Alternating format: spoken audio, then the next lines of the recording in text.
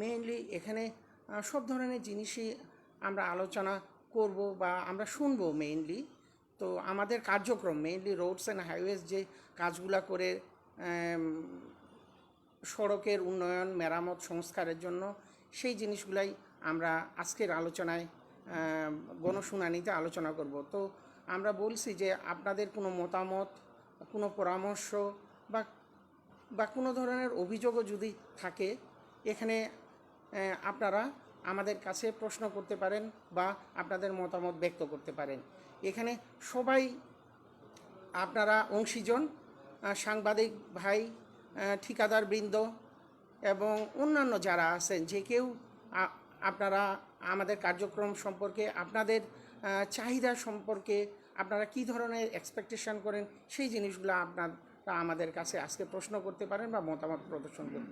তো এই জিনিসটা গণশুনানিটাকে, অনুষ্ঠানটাকে পরিচালনা বা সঞ্চালন করার জন্য আমি রাজশাহী সড়ক সার্কেলের তত্ত্বাবধায়ক প্রকৌশলী মোহাম্মদ মাসুম সারোয়ারকে অনুরোধ করতেছি।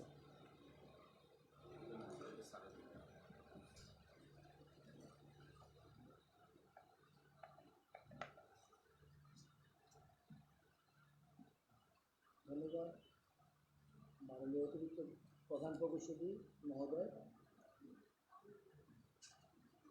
অধ্যকার গণশুনানি উপস্থিত সড়ক ও জনপথ অধিদপ্তরের রাজশাহী জোনের বিভিন্ন পর্যায়ে কর্মকর্তা কর্মচারীবৃন্দ, আমাদের ডেভেলপমেন্ট পার্টনার ঠিকাদারবৃন্দ, উপস্থিত প্রিন্ট ও ইলেকট্রনিক মিডিয়ার সদস্যবৃন্দ এবং সুধীবৃন্দ, আসসালামু আলাইকুম। আমি একটু প্রারম্ভিক কথা যাই। আমরা আসলে গণশুনানি শুরু করছি বেশ কয়েক বছর ধরে আমরা গণশুনানি আয়োজন করা হয়। অনেক ক্ষেত্রেই গণশুনানির ক্ষেত্রে আমাদের সভাপতিত্ব করেন আমাদের মাননীয় সচিব মহোদয়, কিন্তু গেল বছরে আমাদের এই প্যান্ডেমিক সিচুয়েশনের কারণে আমরা গেল বছর আমরা এই গণশুনানি আয়োজন করতে পারি নাই। তো এবছর একটু দেরি হলেও আমরা এই গণশুনানি আয়োজন করতে পেরে আমরা মানে ষষ্ঠর কাছে শুকরিয়া আদায় করছি। এবং আসলে এই গণশুনানিটা আসলে আপনাদের যে অংশীজনের সভা আমরা বলি আর কি, সেখানে আপনার সর্বস্তরের যারা স্টেক হোল্ডার্স আছে এদের একটা বা তাদের কাছে ফিডব্যাক নেওয়াটা হলো আমাদের মূল উদ্দেশ্য। আসলে আপনারা জানেন যে আমরা বিভিন্ন ধরনের উন্নয়ন ও মেরামত সহ বিভিন্ন ডেভেলপমেন্ট অ্যাক্টিভিটির সাথে আমরা ইনভলভ, এবং গভর্নমেন্টের একটা উন্নয়ন বাজেটের একটা বড় অংশ আমাদের হাত ধরে ব্যয় হয়। এবং আমাদের তরফ থেকে আমাদের সর্বোচ্চ আকাঙ্ক্ষা থাকে যে সর্বোচ্চ দেয়া জনস্বার্থে, এবং সেই সর্বোচ্চ দেওয়ার ক্ষেত্রে আমাদের চেষ্টার কোনো কমতি থাকে না। তারপর ত্রুটি বিচ্যুতি কাজ করলে থাকতেই পারে, সেটা প্রত্যাশিত, আমরাও প্রত্যাশা করি না, এবং জনগণও সেটা প্রত্যাশা, সর্বোচ্চটা আমাদের কাছে প্রত্যাশা করে। সেই লক্ষ্যে এই গণশুনানিতে আমরা আসলে থার্ড আইজ, আপনারা যারা আছেন, আপনাদের চোখে আমাদের কর্মকাণ্ডে আমাদের টুকটাক ব্যর্থতা থাকতেই পারে, আমাদের সমালোচনা থাকতেই পারে, আমাদের প্রতি আপনাদের অনেক সৎ উপদেশ থাকতে পারে, পরামর্শ থাকতে পারে। তো এগুলি আমরা আসলে আপনাদের কাছ থেকে এই ফিডব্যাকটা নেওয়ার জন্য এই আয়োজনটা আসলে, এবং আপনাদের একটি পার্টিসিপেশন আমাদের এই গণশুনানি কর্মসূচিটাকে সার্থক করবে বলে আমরা মনে করি। এবং আমরা এক পূর্বেই আমরা আমাদেরকে পরিচয় দিতে চাই আপনাদের সামনে, এবং আপনাদের পরিচয়টা আমরা নিতে চাই। এবং শুরুতেই আমি মনে করি যে আমাদের অতিরিক্ত প্রধান প্রকৌশলী মহোদয় ওনার পরিচয় দিয়ে শুরু করেন। জি, আসসালামু আলাইকুম। আমি মোহাম্মদ সাদেকুল ইসলাম, অতিরিক্ত প্রধান প্রকৌশলী, রাজশাহী জোন। আসসালামু আলাইকুম। আমি সমীরণ রায়, তত্ত্বাবধায়ক প্রকৌশলী, পাবনা সড়ক সার্কেল।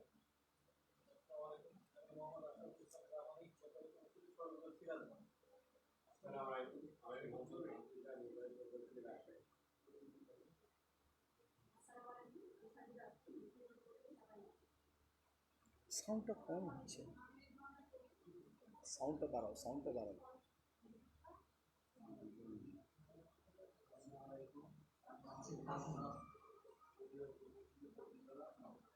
মাইক্রোফোনটা নয়তো দিয়ে দিক, মাইক্রোফোনটা দিয়ে দিক। আমি আসসালামু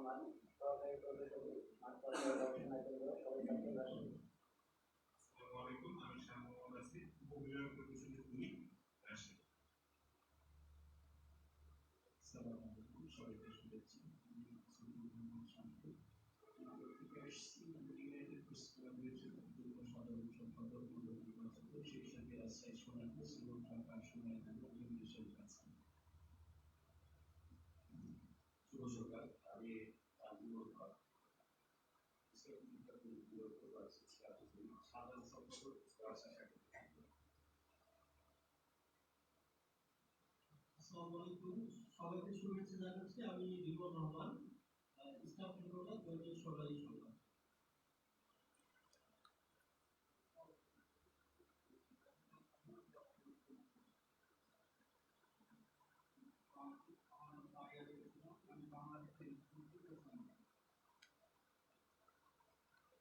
শুভেচ্ছা সবাইকে।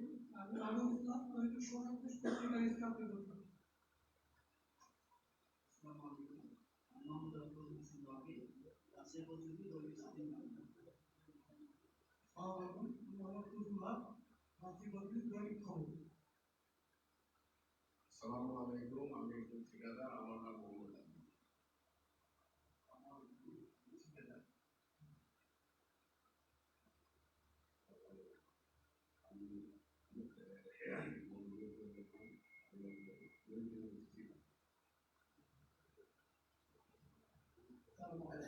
আমি মোহাম্মদ রশিদ বাচ্চু, প্রধান ম্যানেজার কন্ট্রোলার। আসসালামু আলাইকুম, আমি মোহাম্মদ হামিদুর রহমান, আমি একজন ঠিকাদার। আমি আব্দুল রহিম, নির্বাচিত কৌশলী সড়ক বিভাগ নাটোর। আসসালামু আলাইকুম, আমি মোহাম্মদ সাজিদুর রহমান, নির্বাহী প্রকৌশলী সড়ক বিভাগ নওগাঁ।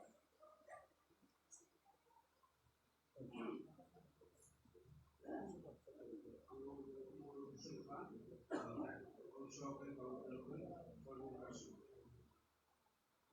নুরুল ইসলাম, মোহাম্মদ ইসহাক, হিসাব শাখার সড়ক বিভাগ আছে।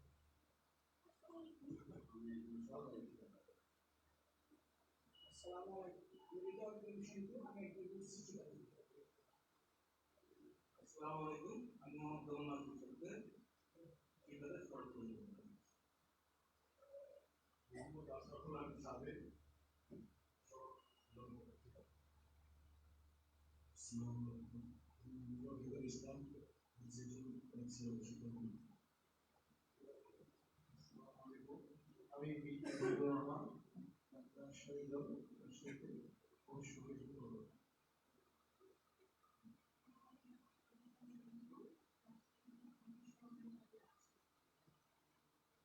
আসসালামু আলাইকুম, আমার ইসমাইল হোসেন, সড়ক বিভাগ 2 নম্বর।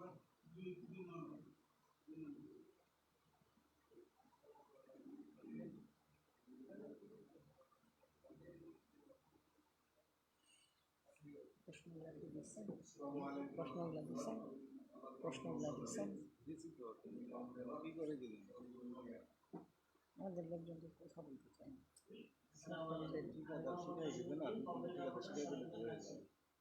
করবেন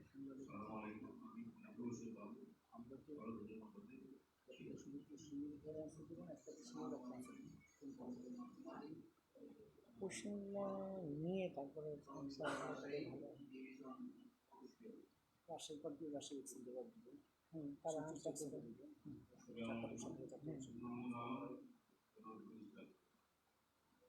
এইভাবে আমরা নোট দিব, পরে একসাথে জবাব দিব। একটার পর একটা আমরা জবাব দিব। আসসালামু আলাইকুম, আমি যোগাযোগ শাখায় কর্মরত ইসলাম। আসসালামু আলাইকুম, আমি মোহাম্মদ আজম খান, আমি যোগাযোগ কর্মরত। আসসালামু আলাইকুম, পার্সেন্ট জবাব দিবে না টোটাল আমরা সাপ্লিমেন্ট করতে বললাম।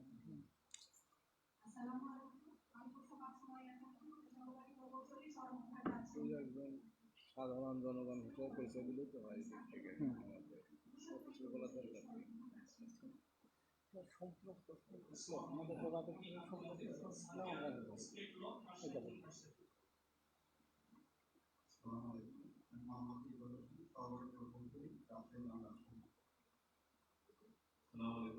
আমি মোহাম্মদ মেহেদিজান, সহকারী প্রকৌশলী সরকার রাজশাহী, সভাপতি সর্বজনপদ কমিটি রাজশাহী জেলা। আসসালামু আলাইকুম। মোহাম্মদ নাজিমুদ্দিন, সহকারী প্রকৌশলী সরকার রাজশাহী। আসসালামু আলাইকুম। আমি মোহাম্মদ আবুল হোসেন, আসসালামু আলাইকুম। আমি মোহাম্মদ মেহরাজ হোসেন, টাইগার সরকার রাজশাহী। আসসালামু আলাইকুম। আমি মোহাম্মদ আরিফুল ইসলাম নবাব, গাড়ি চালক, মেকানিক্যাল কর্মরত আছি। ওইদিকে নিয়ে যান, প্রশ্ন করলে ধন্যবাদ সবাইকে।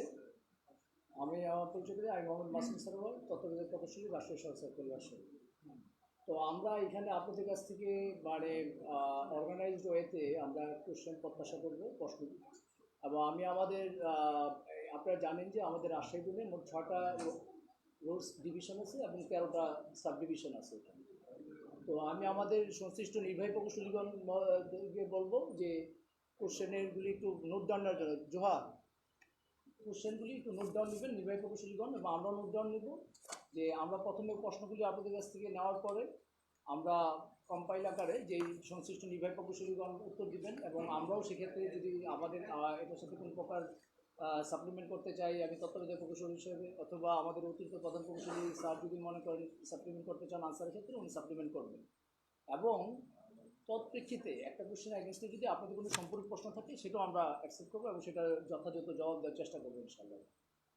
তো আমরা প্রথমেই আমাদের এখানে আমন্ত্রিত অতিথি যারা আছেন, আমরা আপনাদের তরফ থেকে মানে আপনাদের পরিচয়টা তারপর আবার দিবেন আর কি, অনেকের লোকের পরিচয়টা আসলে আমাদের পক্ষে মনে রাখাটা সম্ভব না, কারণ আমরা সেটা সেইভাবে নোট নিব আর কি। কাইন্ডলি একটু হাত রেজ করবেন এবং আপনাদের প্রশ্নটা করার সময় পরিচয়টা দিবেন, নামটা বললে প্লিজ। যেহেতু আপনারা একটু হাত তুলে একটু সুবিধা হয় আমাদের, যেটি আগে একটু কথা বলবেন প্রশ্ন আপনাদের কাছ থেকে। অন্ততপক্ষে কেউ একটু হাত তো তুলবেন, কথা তো বলতে প্রশ্ন সবাই। ওই যে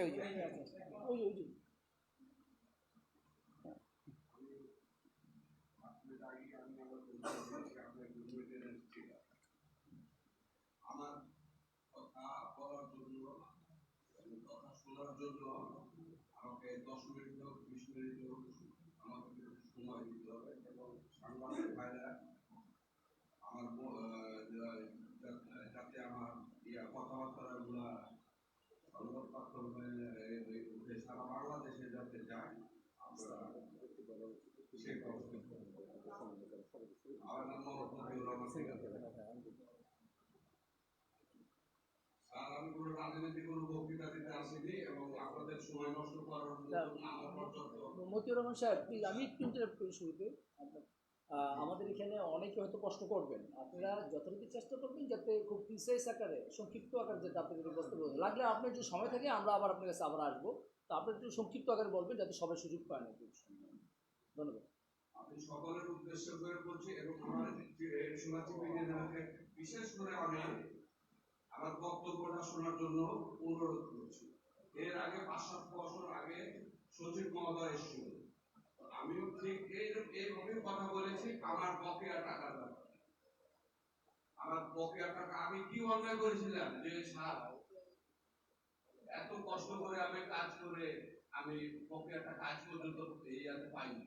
আজ থেকে 60 টাকার আমলে গরুর মাংস ছিল 180 টাকা কেজি, 60 টাকা কেজি, এখন গরুর মাংস হলো 150 টাকা কেজি। আমি যদি 550 টাকা, যদি আমি 5 লাখ টাকা পাই, আমাকে কি আপনি আমাকে 15 লক্ষ টাকা দেবেন? কিন্তু দিতে হবে। কিন্তু আমার আজ পর্যন্ত আমার টাকাটা এখনো পাইলাম না, কষ্টের টাকা। পাওনার টাকার পরিমাণ আমি বলতে পারবো না, আমার টাকার পরিমাণ বলতে পারবো। সারা বাংলাদেশের টাকা পাওনার পরিমাণ আমাদের মতে 141 কোটি টাকা, এবং আমার টাকা হলো 45 লক্ষ টাকা বিভিন্ন নামে আমার কাজ করা। এবং বড় বড় কর্মকর্তার বাড়ির আশেপাশেই আমি কাজ করেছি। যেরকম আমি আবুল কাসেম নাম আছে সচিব, জয়েন্ট সেক্রেটারি, ওনার বাড়ির সামনে আমি কাজ করে এসেছি আজ থেকে 2001 সালে। তো সচিব মহোদয় আমাকে বলেছিল কাজ করো, আমি টাকা এনে দেবো। সচিব হারিয়ে গেল, আমার টাকাও হারিয়ে গেল।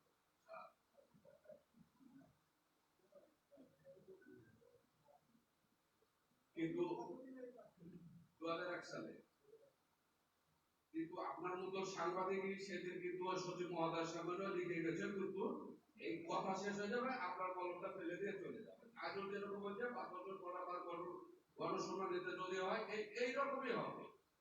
কিন্তু আপনারা জানেন না যে বাংলাদেশের কত টাকা কে কোথায় পায়। আমাদের টাকা দিয়ে দিচ্ছেন না কেন? অথচ বিদ্যুৎ উন্নয়ন বোর্ড, পানি উন্নয়ন বোর্ড, সব অমুক ডিপার্টমেন্টের যদি জনগণের কাছে যদি টাকা পায়, 3 মাসের মধ্যে ভাড়া লাগিয়ে আমাদের টাকা দিয়ে দেয়। যেরকম আমরা একটা প্রমাণ দিচ্ছি, বিদ্যুৎ উন্নয়ন বোর্ডে 3 মাস কারেন্টের বিল দেবেন না, 3 দিনের মাথায় এসে কাজ কেটে দেবে, 7 দিনের মাথায় এসে কেস হয়ে যাবে। অথচ আমাদের যুগের পর যুগ টাকা, বছরে যদি আমাকে গভর্নমেন্ট 5% টাকা দিত, নাহলে আমার কাছে 10,000 টাকায় পাওনা হয়ে যেত। কিন্তু দুঃখের বিষয় যে আমরা টাকা পাই, অথচ যদি টাকা মারা যায়, টাকা যদি ধরেন আমি কাজ করতে মারা যায়, ইসলাম বলছে টাকা দিয়ে দিতে, এই দায়িত্ব কে দেবে? আমাকে পরিষ্কার করে বলেন যে আমি রোডসের কাছে টাকা পাবো, আমি যদি মারা যাই তো আমার জানাজার সামনে বলবো ইয়াতে বলে টাকা পাবো গভর্নমেন্টের কাছে, আমি এত টাকা আমি দেবো, কিন্তু কেউ বলবে না। অথচ এককালে আমি যখন টাকা আটকে গেছে, আমি ওষুধ খাবে টাকা পাইনি। আপনারা সিপিডিরা রেডিশন আছে সবাই পরিচিত, তখনও বলেন না যে আমার বেতন থেকে আমার বেতন স্পিকাররা কিভাবে চলছে, এটা ইয়াতে আমি দেখি বলেন না। প্রত্যেকটা দুঃখ দয়া করে আমার টাকাটা শুধু আমার নয়, সারা বাংলাদেশের কথা আমি বলবো না, আমার জন্য যারা টাকা পাবে, আমার রেডিশন আছে বিধিরা, যাতে আমার অতি তাড়াতাড়ি সুদের কোনো ঘটনা বলবো না, আমার টাকাটা যাতে পরিশোধ করার ব্যবস্থা করে দিই। আচ্ছা মুজিবুর সাহেব, আপনার ধন্যবাদ। আপনার আমরা প্রশ্ন আমরা পরবর্তী প্রশ্ন যাই। ওই যে উনি হাত তুলছিল, ওই যে উনি হাত তুলছিল ওনাকে।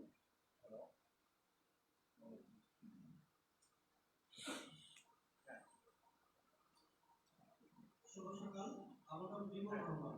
আমি স্টাফ রিপোর্টার দৈনিক সরকারি সংবাদ, সেই সঙ্গে আলোকিত বাংলাদেশ নামে একটা কাগজ আছে, সেটা রাজশাহী প্রতিনিধি হিসেবে কাজ করছি। আমি ইতিপূর্বে অনেক প্রতিষ্ঠানের গণশুনানিতে অংশ নিয়েছি, শোনার সুযোগ হয়েছিল, কিন্তু আমার কাছে আজকের এইটা ঠিক গণশুনানি মনে হচ্ছে না। আমার কাছে মনে হচ্ছে জাস্ট ঠিকাদারদের সঙ্গে একটা মিটিং, সড়ক বিভাগের সঙ্গে ঠিকাদারদের একটা মিটিং। এখানে সড়ক সারা রাজশাহীতে ছড়িয়ে ছিটিয়ে আছে।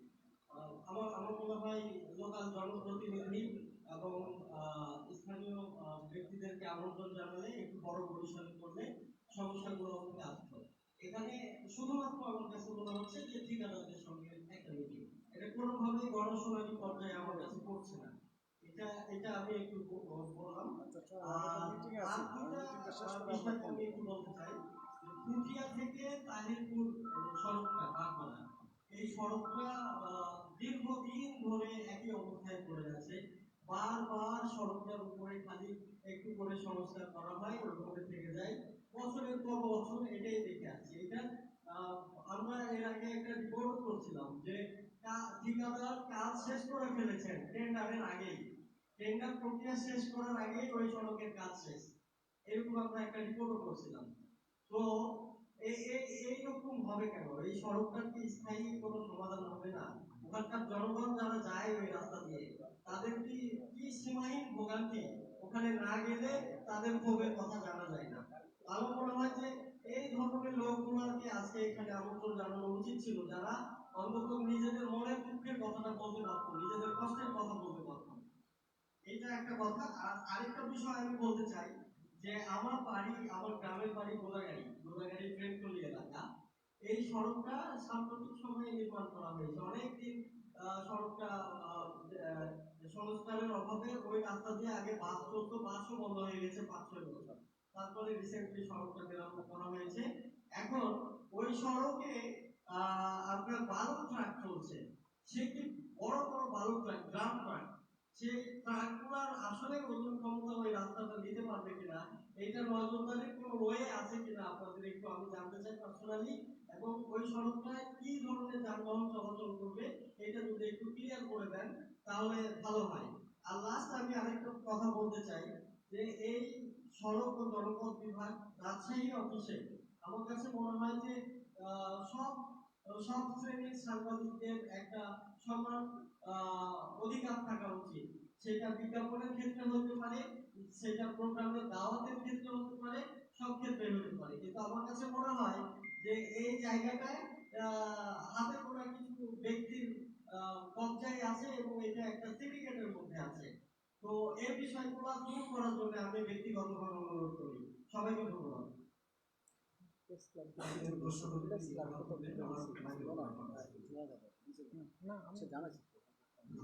শুভ সকাল। গাজীপুর বাস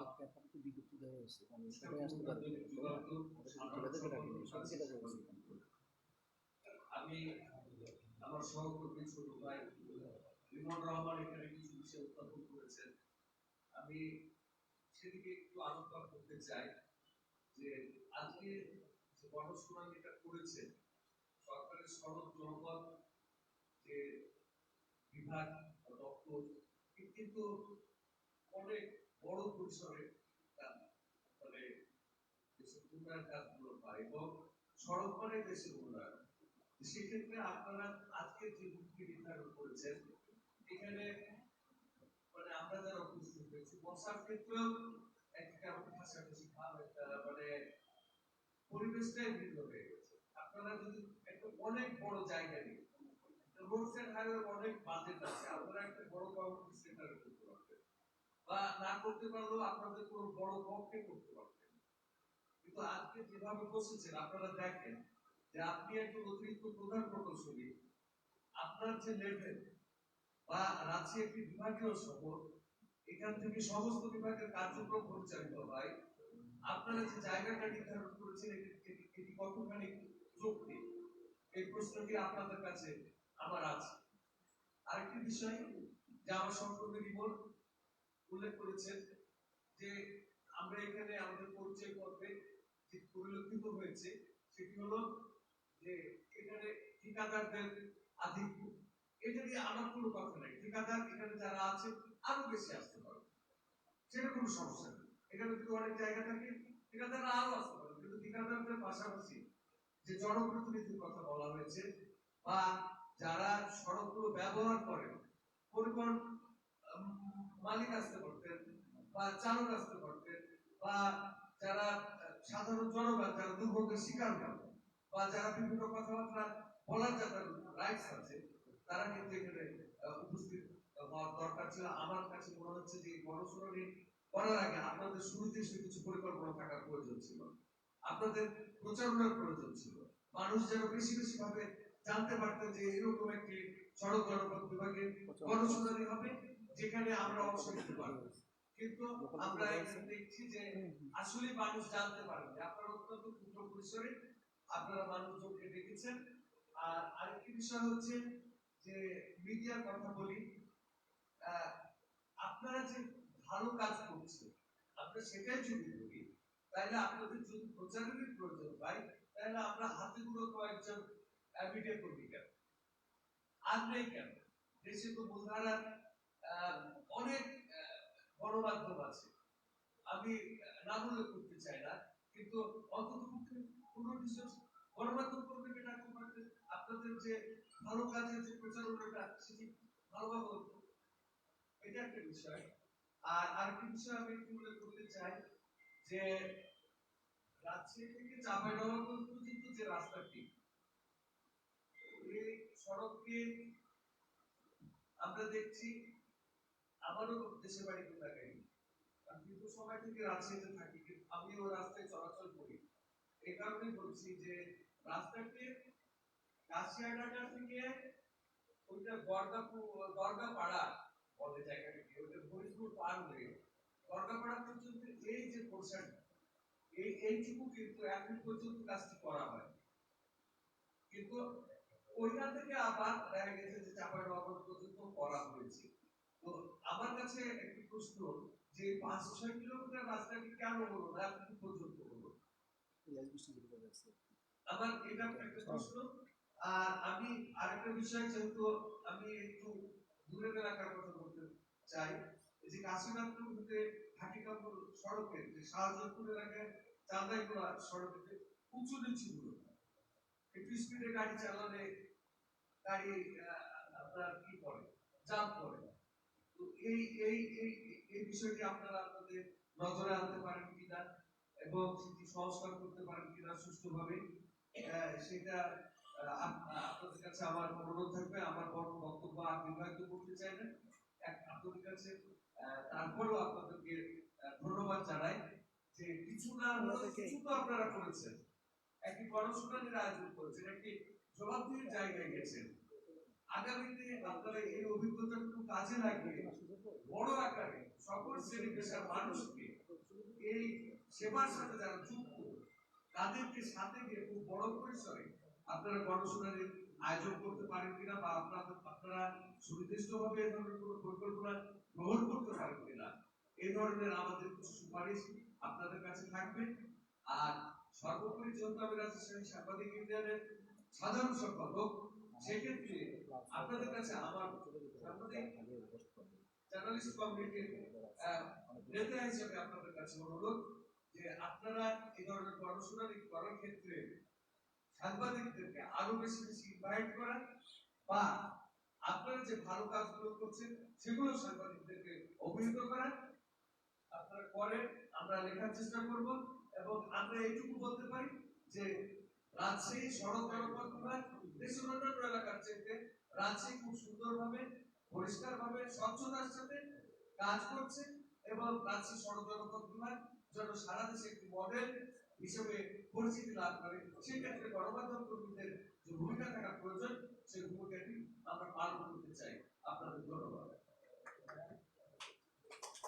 এরপরে কি কথা বলতে চান প্লিজ?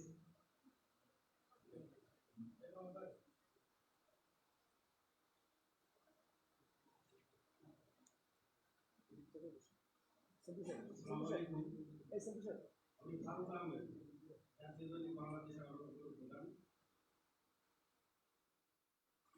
আমি পরে এসেছি কারণ দাওয়াত পত্রটা আমি পরে পেয়েছি। আমার সিনিয়র সাংবাদিক নেতা কাঞ্চন ভাই যে কথাগুলি বলে গেলেন, সেই কথাগুলির সাথে আমি এখন পোষণ করছি। যেহেতু সড়ক জনপথ একটা ব্যাপক সংস্থা, এখানে গণশুনানিটা অবশ্যই বড় পরিসরে হওয়া উচিত। ঠিকাদার থাকবে অবশ্যই, আরো ঠিকাদার থাকবে, যেহেতু ঠিকাদাররা সবসময় জড়িত, ঠিকাদারদের মধ্যে বিষয় হতে হবে, সেটা গণশুনানির আওতায় পড়ে। পাশাপাশি যেমন রহমান যে কথাগুলি বলছেন যে আমাদের আরো সাংবাদিক, আরো জনগণ, আরো জনপ্রতিনিধি এখানে সংশ্লিষ্টতা থাকবে, এটা হয়নি আশা পর্যন্ত, এটা হওয়া উচিত বলে আমি মনে করছি। আর আপনাদের শহরের পার্শ্ববর্তী যে গ্রাম এলাকাগুলিতে যে রাস্তা সড়কগুলি আপনাদের আছে, এই সড়কগুলি অতিরিক্ত ভাঙা। এই বাঁকা রাস্তাগুলি আপনারা যদি কিছুটা সোজা করার জন্য একটা উদ্যোগ দিতেন, তাহলে গ্রামে এই যে যেগুলি যান পরিবহন আইনসম্মত নয়, যেমন ধূপগুড়ির মধ্যে যেগুলি চলে, এগুলির সাথে কিন্তু প্রতিনিয়ত মোটরসাইকেল বলেন, বাস বলেন, ট্রাক বলেন, এদের চলাচল হয়, এদের সংঘর্ষ হয়, এখানে দুর্ঘটনা হয়। আর রাস্তাগুলি একটু চওড়া করা, কমসে কম গ্রামের এই বাঁক রাস্তাগুলি সোজা করো এবং একটু চওড়া করানোর যদি আপনারা উদ্যোগ নেন, তাহলে আমার মনে হয় ভালো হবে।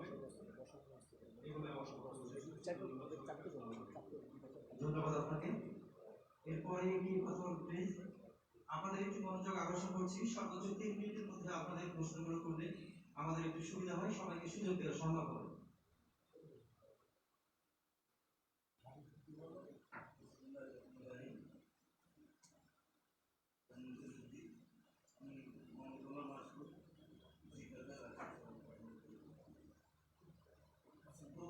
লজ্জার সাথে করতে হয় যে আজকে যে অনুসরণের প্রোগ্রাম, সে প্রোগ্রামে আমি উপস্থিত হয়েছি লজ্জার মতো দিয়েছি। যেহেতু পাশে পাশে আসতে হয়, আমি তো ইংলিশকে শিখাতে আমার তো জানা উচিত ছিল, অফিস থেকে প্রোগ্রাম দেওয়া উচিত ছিল যে আপনারা এখানে আসেন। এটা আমার প্রশ্ন থেকে গেল আপনাদের কাছে। আর দ্বিতীয়ত সড়ক বিভাগে ঠিকাদার এখন হাতে গোনা কয়েকজন, সেটা আপনাদের কারণে নয়, বিজ্ঞান কারণ হচ্ছে। আমরা যারা দীর্ঘদিনের ব্যবসা করে হয়তো সে পর্যায়ে যেতে পারিনি, তো আমাদের ছোটখাটো কাজকর্মগুলো করার বা আমাদের এক লাইসেন্স অনুসারে কাজ করে এই বিষয়টা প্রধান প্রকৌশলী এসেছেন, তার সাথে আমরা কথা বলেছিলাম আমাদের সাথে এই বিষয়গুলো দেখবেন দয়া করে সবার জন্য লক্ষ্য করবেন যে আসলে সবারই নিজের জন্য সরকার হয়ে যাবেন, তাদের একটা সুরা হবে। ধন্যবাদ। ধন্যবাদ আপনাকে।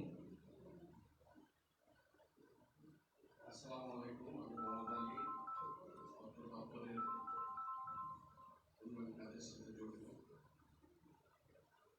আমি প্রথমে আজকের এই গণশুনানি অনুষ্ঠানের সম্মানিত সভাপতি, উপস্থিত অর্থ দপ্তরের সমস্ত কর্মকর্তাবৃন্দ এবং উপস্থিত সাংবাদিক ভাইরা এবং সকলকে ধন্যবাদ জানিয়ে আমি গত 35 বছর ধরে 35 বছর আগে এই দপ্তরে ইংলিশে হয়েছে তালিকাভুক্ত ঠিকাদার হিসেবে। একজন ঠিকাদার হিসেবে মাঠ পর্যায়ে সাধারণ মানুষের সাথে রোড, রাস্তাঘাট, ব্রিজ, কালভার্ট নির্মাণের জন্য মানুষের সাথে মিশে গেছে। মানুষের রাস্তাঘাট বা ব্রিজ সম্পর্কে সচেতনতা কম। আমাদের এই দপ্তরে আমি এই 30-35 বছর পরে দেখলাম যে রাজশাহী সড়ক জনপথ এই জোনের আন্ডারে যে ওয়ার্কগুলো হচ্ছে, জেলা সড়ক, আঞ্চলিক মহাসড়ক, জাতীয় মহাসড়ক, এই কাজগুলো কিন্তু যেভাবে কাজগুলো হচ্ছে আমি পূর্বে দেখি নাই। একজন ঠিকাদার হিসেবে যেমন কাজের যে মান, কাজ, রাস্তাঘাটের যে উন্নয়ন, সেই উন্নয়নের ক্ষেত্রে এখানে যাদের অবদান আছে, আমি মনে করি কোনো রাজনৈতিক নেতৃবৃন্দ বা রাজনৈতিক মহল এই উন্নয়নের সাথে প্র্যাকটিক্যালি কিন্তু জড়িত কখনোই ছিল না।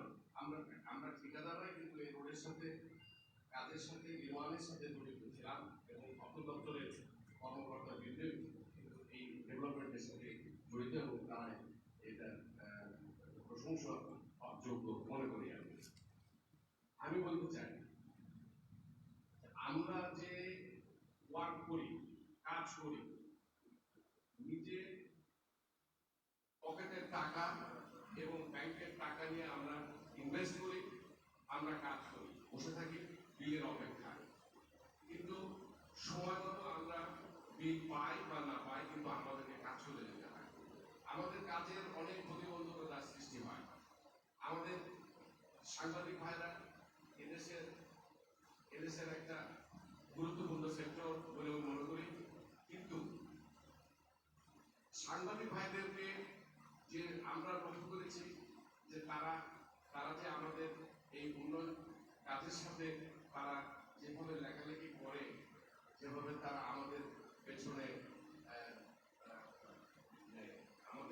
তারা সবসময় সজাগ দৃষ্টি তাকিয়ে থেকে যাতে আমরা এই কাজগুলো কিভাবে করছি বা সুষ্ঠুভাবে করছি না বেঠিকভাবে করছি, তারা সবসময় আমাদের পাশে থাকে। এবং আমাদের অনেক সাংবাদিক ভাই এখানে উপস্থিত আছে বা যারা উপস্থিত নাই, অনেকেই আমরা লক্ষ্য করে দেখেছি যে আমাদের সাথে যোগাযোগ হয়। তারা আমাদের ভুল তুলে ধরার চেষ্টা করে,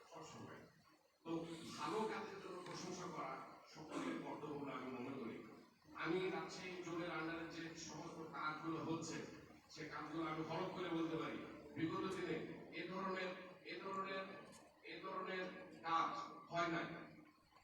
যেমন রাস্তার কাজের গুণগত মান, ম্যাটেরিয়ালস, কোয়ালিটি সম্পর্কে আমি আমি হলফ করে বলতে পারি যে এ ধরনের কাজ বিগত দিনে কখনো আমরা করি নাই। কাজের গুণগত মান যেরকম উন্নয়ন ঘটেছে, পাশাপাশি ঠিকাদারদের মধ্যেও কিন্তু তার মানসিক পরিবর্তন এবং উন্নয়নের জন্য তাদের ঠিকাদারদেরও পরিবর্তন ঘটেছে বলে আমি মনে করি। আর একটা আমরা এই দপ্তরের ঠিকাদার হিসাবে আমি আরেকটা কথা বলতে চাই যে ঠিকাদাররা হলো এই ডেভেলপমেন্টের অংশীদার। আমরা সবসময় কাজের সাথে জড়িত থাকি। তো প্রশ্নটা হচ্ছে যে আমি গণমাধ্যম কর্মী যারা আছেন, আমরা তারা রাজশাহী সন্তান, আমি তাদেরকে এটুকু অনুরোধ করবো যে আপনারা বস্তুনিষ্ঠ খবর আপনারা ছাপবেন। অহেতুক অনর্থক না জেনে একটা চিঠি লিখে দিয়ে বিভিন্ন জায়গাতে চিঠি পাঠাই দিয়ে একটা বিড়ম্বনার সৃষ্টি অনেক সময় অনেক সাংবাদিক ভাইদের কাছ থেকে আমরা এগুলো নমুনা পেয়েছি। তো আমি আশা করবো যে দেশ এগিয়ে যাচ্ছে, ডেভেলপমেন্ট হচ্ছে, এই ডেভেলপমেন্টের পিছনে যারা যারা অংশীদার, আমি মনে করি এদেশেরই সন্তান, দেবী সন্তান, মেধাবী যারা এদেশের গভর্নমেন্ট অফিসার আছেন, তাদের কারণেই এই ডেভেলপমেন্ট গুলো হচ্ছে।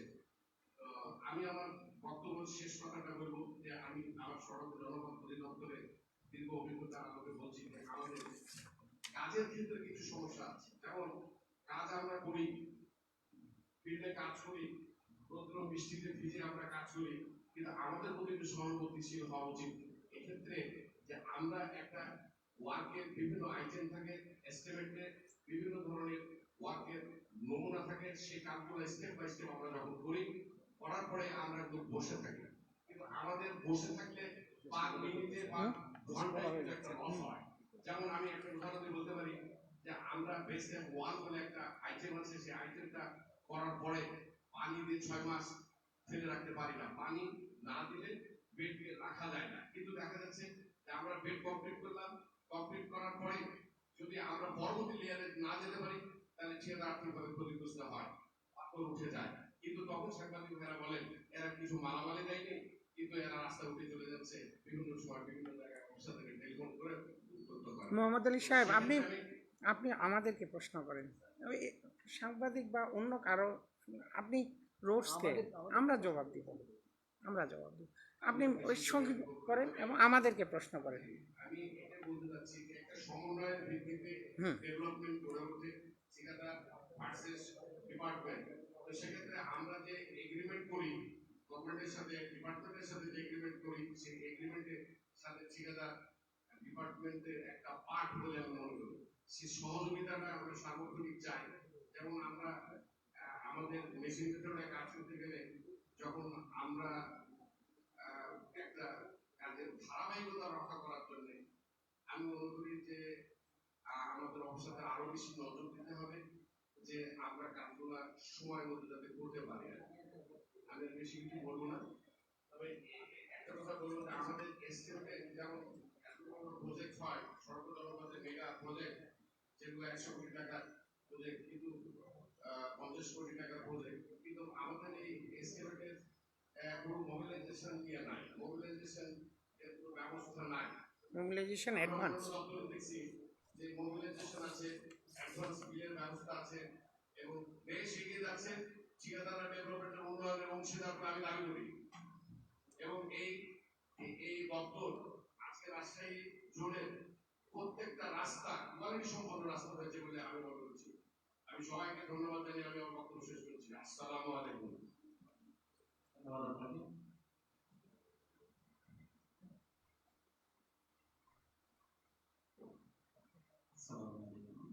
আমি একটু রিকোয়েস্ট করব, মানে উনি কারো প্রশ্নের বিষয়ে আপনারা পাল্টা প্রশ্ন করবেন না বা ওই প্রসঙ্গটা আনিয়েন না, কারণ জিনিসটা আমাদের কাছেই আমরা চাচ্ছি যে প্রশ্নটা আমাদের কাছেই করেন, মতামতটা যেন।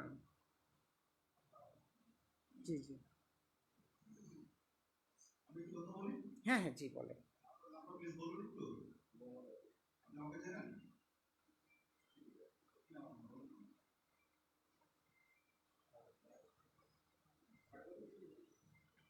আমার এখানে আমার আচ্ছা ঠিক আছে ভাই, আমরা আপনি পরীক্ষা সর্বজনপদের প্রকৌশলীরা আছেন, তো তিনি আমাকে জিজ্ঞেস করতো, আপনি যখন সাংবাদিক নিয়ে কথা বলবেন তখন আমার গায়ে লাগবে, কারণটা হইল যে আমি যে কাজটা করি না আমি গায়ে করি। আপনি কি মনে হয় যে যারা সর্বজনপদের প্রকৌশলীরা আছেন তারা চোর? এরকম মনে হয় কিনা আপনার? ঠিক আছে, যারা কর্মকর্তা আছেন তারা চোর, এরকম মনে হয় আপনার? আপনি যদি চুরি না করেন আপনি আপনাকে ধরবেন না। আপনি কে কি লিখলো না লিখলো আপনার কি যায় আসে? আপনি আপনার কাজ করবেন। আপনি খারাপ কাজে দায়ী করেন, আপনি যদি করেন না তাহলে ওই কাজে দায়ী আপনার না। আমি যে কাজটা খারাপ কাজটা করবো তো দায় আছে। সব সাংবাদিক নিশ্চয়ই আপনি বললেন চিঠি দিয়ে ইয়ে করে, আপনার এখানে বলা উচিত ছিল যে অমুক সাংবাদিক এই কাজটা করেছে, তাই না? আমরা যারা এখানে আছি আমরা চিঠি না, আসলে রিপোর্ট। অনেকের মধ্যে আমি করি, হুম। অনেকের মধ্যে করি। যদি বলেন একজন তাহলে আমি দায়টা নিতাম না, কারণ আমি একজন। অনেক যখন দুই বলবেন তখন আচ্ছা। ঠান্ডু ভাই আমি কাজ করেন, উনি ভাবছেন আমি আমাদের সঙ্গে যোগসূত্র এগুলো করেন। যখন আপনি কারোর সঙ্গে কথা বলবেন কাউকে নিয়ে, প্রত্যেকটা মানুষের সম্মানবোধ আছে, প্রত্যেকটা মানুষের পেশাগত সম্মান আছে। ঠিকাদার আপনারা যারা, আমরা আপনাদেরকে চলতে করি, ঠিকাদাররা কি সবাই একরকম? অনেক ভালো ভালো কাজ হচ্ছে, এই যে কুচিয়ার থেকে শুরু করে কাঠের টুকরে যে রাস্তাটা হচ্ছে, দয়ন থেকে পঞ্চমুখটা কাজ হচ্ছে, তা তো হচ্ছে হবে। কারণ আপনার এই যে একটা প্রজাপতি রাস্তা সড়ক আছে, চলেন এখানে জীবনে যে পাথর উঠে গেছে, সবাই তো একরকম, তাদের তো মানে কাজটা একই রকম হয়। যেখানে আপনি যে কাজটা করবেন, যে কাজটা আপনি ভালো কাজ করেন, আপনি বলবেন যে আমি আমার ভালো কাজগুলি করেছি, আমার কাজগুলির সমস্যা কোনো সাংবাদিক বা কোনো কর্মকর্তা আপনাকে হ্যাজার্ড করে, মানে আপনাকে হ্যারেস করে, আমি তাকে কমপ্লেন করার জন্য কাছে যে আমাকে আমি এই কাজটা করার পরেও আমাকে হয়রানি করা হয়েছে, আমার কাছে গেলাম। আর আমি যদি এখন বলি ঠিক আছে আপনার চলবে সবার গায়ে লাগবে, সবার চলে যাবে আমার বলে যে আমি তো এরকম করি না, কেন আমাকে বলবে? তো আমি আপনাদের খুব সম্মান রেখে বলছি, সবাই যখন খারাপ মানুষ না, পেশাগত হবে সব সাংবাদিক একরকম। তো যখন আপনারা কথা বলবেন, আর এখানে গণশুনানিটা হচ্ছে সর্বজনপদের বিভাগে কার্যক্রম, আমরা নিউজ কভারেজ করতে হবে। আপনারা কমপ্লেন করবেন, আপনারা বিল পান না, আমাদের বিল দিতে দেরি হয়, ই টেন্ডারিং নিয়ে আপনাদের ঝামেলা আছে, আপনারা যারা এখানে লোকালি কাজ করেন তারা কাজ পান না, বাইরের থেকে যারা বড় বড় লাইসেন্স নিয়ে কাজ পায়, আপনারা এই মধ্যে কমপ্লেন করেন। সাংবাদিকের মধ্যে কমপ্লেন করার কাছে আপনারা লাগবেন, সাংবাদিকের মধ্যে কমপ্লেন করবেন, আমার অফিসে কমপ্লেন করবেন যে আপনার সাংবাদিক এই কাজ করেছে, তাই না? হ্যাঁ, আমার চাকরিটা যাবে, আমি ক্ষতিগ্রস্ত হবে। আচ্ছা ভাই, এটা নিয়ে আর আমরা এ না করি। সবার কাছে সরি যে আসলে বিষয়টা এভাবে না বলে প্রত্যেকে যদি আমরা তো আপনাদের সহযোগিতা করতে চাই। আমরা এখানে আপনারা যখন বিল পান না, এখানে মানববন্ধন করতে, আমি এখানে এসে অনেকদিন বসে আপনারা নিচে এখানে বিয়ে করে বলে যে বিছানা চাদর করে বসে থাকতে, আমি এখানে এসে আপনাদের সঙ্গে বসেছিলাম, বিল পান না। তো আপনাদের একবারও বলেন না, আমি তো আমার আপনার যেটা বললাম না, আপনি একবারও আমার কথা বললেন না, আপনি তো এসে আমাদের সঙ্গে বসছিলেন, বিল দেখে দেয়, ঠিকাদারি করি এখানে, আমি ঠিকাদারি করি, আমি তো বসছি, আমি নিচ্ছি আপনাদের বলতাম, আপনি আমার কথা একবারও বলেন ভাই, আপনি তো আমাদের জন্য এসে বসছিলেন।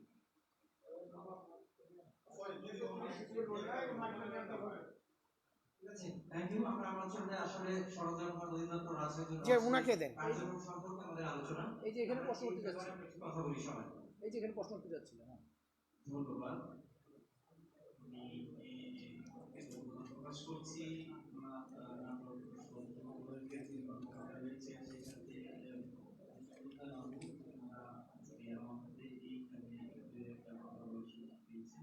মোহাম্মদ আলী, চব্বিশ ছাত্র। আমার নিউট্রিশন সময় আমি হচ্ছে কাজ করি।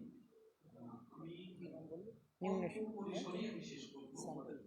অনেক ঠিকাদাররাই আমাদের কাছে আসে যে আমার সত্যি বড় ভাই যেটা বললেন যে হচ্ছে ছোট ছোট কাজগুলো অনেক ঠিকাদাররা আছে তারা এককভাবে করে, নামে বেনামে দেখা যাচ্ছে যে এককভাবে তারা কাজগুলো করে। এই কাজগুলো যথা সময়ে সঠিকভাবে তারা এটা পালন করতে পারেন না, এতে করে দীর্ঘ যে হচ্ছে আপনার দিন সময় লেগে যায়, তারপরে এটা ব্যয়ভার বেড়ে যায়, তারপরে আমি যেটা বলবো সাধারণ যারা ঠিকাদার রয়েছে তারা ক্ষতিগ্রস্ত হন। আমি এই বিষয়টা একটু আপনাদের প্রতি অনুরোধ করব, যেরকম আমাদের নাটোরে আমি দেখছি যে হচ্ছে মীর হাবিবুর নামে হচ্ছে একটা কনস্ট্রাকশন আছে, সরকার কনস্ট্রাকশন আছে, নওগাঁর আমিরুল ইসলাম নামে একটা হচ্ছে একটা তার ঠিকাদারি প্রতিষ্ঠান আছে। উনি কাজ কখনো সরাসরি করেন না, উনি লাইসেন্স ভাড়া দিয়ে চলেন। এরকম এরকম অনেকগুলোই আছে, প্রায় সব জায়গায় আছে। আমরা ইতিপূর্বে দেখেছি পিএম আমাদেরকে ওইভাবেই নির্দেশনা দিয়েছেন, যারা হচ্ছে বহু কাজ এরকম হচ্ছে এই ঠিক মতো যথাসময় এভাবে হচ্ছে কাজ করতে পারে না, সেগুলো কালো তালিকা করা হবে। আর তারা যাতে হচ্ছে কাজ না করতে পারে সেই বিষয়গুলো হচ্ছে, এই জিনিসগুলো যদি আপনারা দেখেন তাহলে নিশ্চয়ই দেশ আজ উন্নয়নের রেড মডেলে সড়ক যোগাযোগ ব্যবস্থা আজ যে উন্নয়নে আজকে আমরা দেখছি। আমি আমার নাটোরের কথা বলবো। নাটোর বগুড়া মহাসড়কে আজকে আমার নাটোর অংশে প্রায় 250 কোটি 150 কোটি টাকার কাজ চলছে। এটি প্রায় হচ্ছে 57 বছরে পরে আজ এই উন্নয়নের ছোঁয়া লেগেছে। আপনারা লক্ষ্য করবেন যেটা সেটা হচ্ছে এটা একটা আঞ্চলিক সড়ক ছিল, বগুড়া জেলা পরিষদের অর্থায়নে 1962 সালে এটা হচ্ছে এই রোডটা হয়েছিল আঞ্চলিক সড়কটা, নাটোর বগুড়া আঞ্চলিক সড়ক। তারপরে 80 সালে এটিকে আপনার হচ্ছে সড়ক বিভাগে হচ্ছে ন্যস্ত করা হয়। এরপরে ওই রোডে আর কোনো উন্নয়ন ছোঁয়া লাগেনি। যখন আপনার আপনার ঈশ্বরদী লালনসা সেতু, তারপরে হচ্ছে পদ্মা সেতু, এইসব জায়গায় যখন পাথরের যখন চাহিদা বেড়ে গেল, মূলত আপনারা জানেন যে হচ্ছে রাজশাহী রংপুর বিভাগের 15টা জেলা আছে, এই 13টা জেলা আমাদের এখানকার, দক্ষিণবঙ্গের হচ্ছে আপনার হচ্ছে প্রায় হচ্ছে বরিশাল খুলনা বিভাগের প্রায় 15টি জেলা, প্রায় প্রতিদিন এই রোডে আমাদের ওই রোডে হচ্ছে প্রতিদিন 15,000 মতো গাড়ি চলাচল করে। যাই হোক, আজকে আমরা দেখছি যে অতীতে যে উন্নয়ন কর্মকাণ্ডগুলো হয়েছে তার চাইতে বর্তমান যে কর্মকাণ্ডগুলো হচ্ছে অনেকাংশে ভালো। একজন ঠিকাদারও বলছেন আসলে আপনারা যদি আপনার জায়গা থেকে সঠিকভাবে যে ওয়ার্ক অর্ডারে যেভাবে নির্দেশনা আছে সেভাবে যদি কাজ করে, আপনার সাংবাদিক হোক আর হচ্ছে সড়ক যোগাযোগ মন্ত্রী হোক, যেই হোক, যেই কেন হয়, আপনি যদি সঠিকভাবে কাজ করেন আপনাকে ধরার কোনো সুযোগ নাই। আমি আরেকটু বলবো, আমার নাটোর শহরে যে বললেন যে কাজটি হয়েছে সেটা হচ্ছে 19 সালের জুনে হচ্ছে কাজ শেষ করার কথা ছিল। আজ পর্যন্ত এটা করতো, আজও পর্যন্ত শেষ হয়নি। আমার জানা মতে ট্রেনের কাজগুলো এখনো অসমাপ্ত রয়েছে। এখন এটার বিল ওনারা উত্তোলন করছে কিনা ওই জায়গায় আমি যাই নাই। তারপরে সড়কে চলা যায় না, কেমন যেন হচ্ছে যে বললেন উঁচু নিচু। আমি বাইক নিয়ে চলাফেরা করি, সেখানে দেখা যাচ্ছে যে কোথাও আধা উঁচু হয়ে গেছে, কোথাও আধা একবারে হচ্ছে রোড দাইবে গেছে। এখন নতুন সড়ক হলে মানে সেই জায়গায় হচ্ছে রোড যদি দাইবে যায় সেটা মাইনে নেওয়া যায়। এটা তো হচ্ছে যুগ যুগ ধরে, এটা হচ্ছে স্বাধীনতার আগে থেকে এই সড়কটা, সেই সড়ক যদি বসে যায় তাহলে আসলে দুঃখজনক। ওই জায়গায় আমার মনে হয় যথেষ্ট একটু তদারকির অভাব ছিল। আগামীতে আপনারা যেখানে যে কাজগুলো হয় একটু তদারকিটা একটু জোরদার করবেন সেটা। আর সবাই ভালো থাকবেন। আসসালামু আলাইকুম। এরপরে প্লিজ একটু হাত করবেন আমি চাই।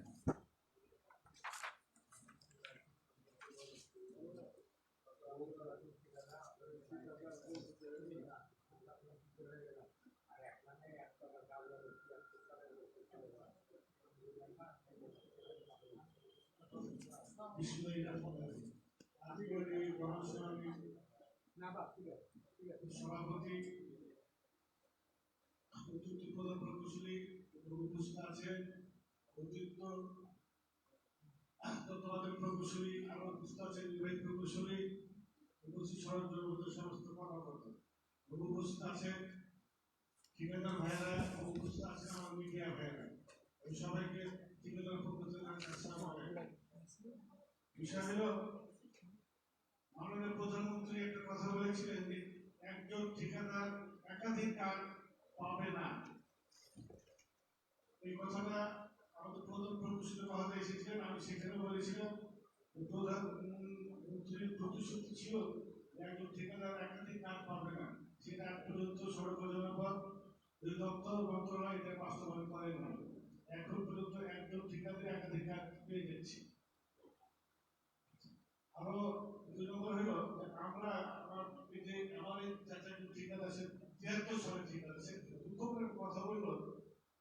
যেহেতু সাথে ঠিকাদারি করে আজ আমার নাম নাই, আজ আমি একটা কাজে অংশগ্রহণ করতে পারিনি, আমি আজ কাজের অভাবে আমার লাইসেন্স বাতিল হয়ে গেছে, ট্যাক্স দিতে পারিনি। তো প্রধান প্রকৌশলী মহোদয় একটা কথা বলেছিলেন যে 30 লক্ষের নিচে আমরা লটারি করবো।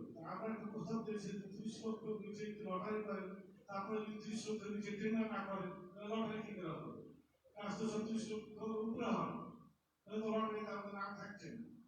তো 30 লক্ষ না, আপনারা একটা করেন, নিম্নে 1 কোটি টাকার নিচে যে কাজগুলো হবে সেই কাজগুলো আপনারা লটারি করেন, তাহলে আমাদের মতো অভাবী ঠিকাদার, আমরা এক অভাবী ঠিকাদার, হতভাগা ঠিকাদার যারা আছি, যারা কষ্টে আছে 30, 35, 40 বছর ঠিকাদারি করে, তারা যেন আমাদের ঠিকাদার মানুষের অংশগ্রহণ করতে পারে। এজন্য আমি আজকের গণসংহতি সভাপতি সাহেবকে অনুরোধ করব যে আমি 1 কোটির নিচে আপনারা লটারি করেছেন, তাহলে আমরা সাধারণ ছোটখাটো ঠিকাদাররা অংশগ্রহণ করতে পারবো।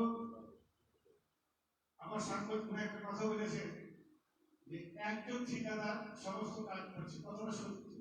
তার সে কাজ কন্ট্রোল করে দিলে, সে কাজ করছে, সে কন্ট্রোল করে দিলে আমরা কাজ করছি।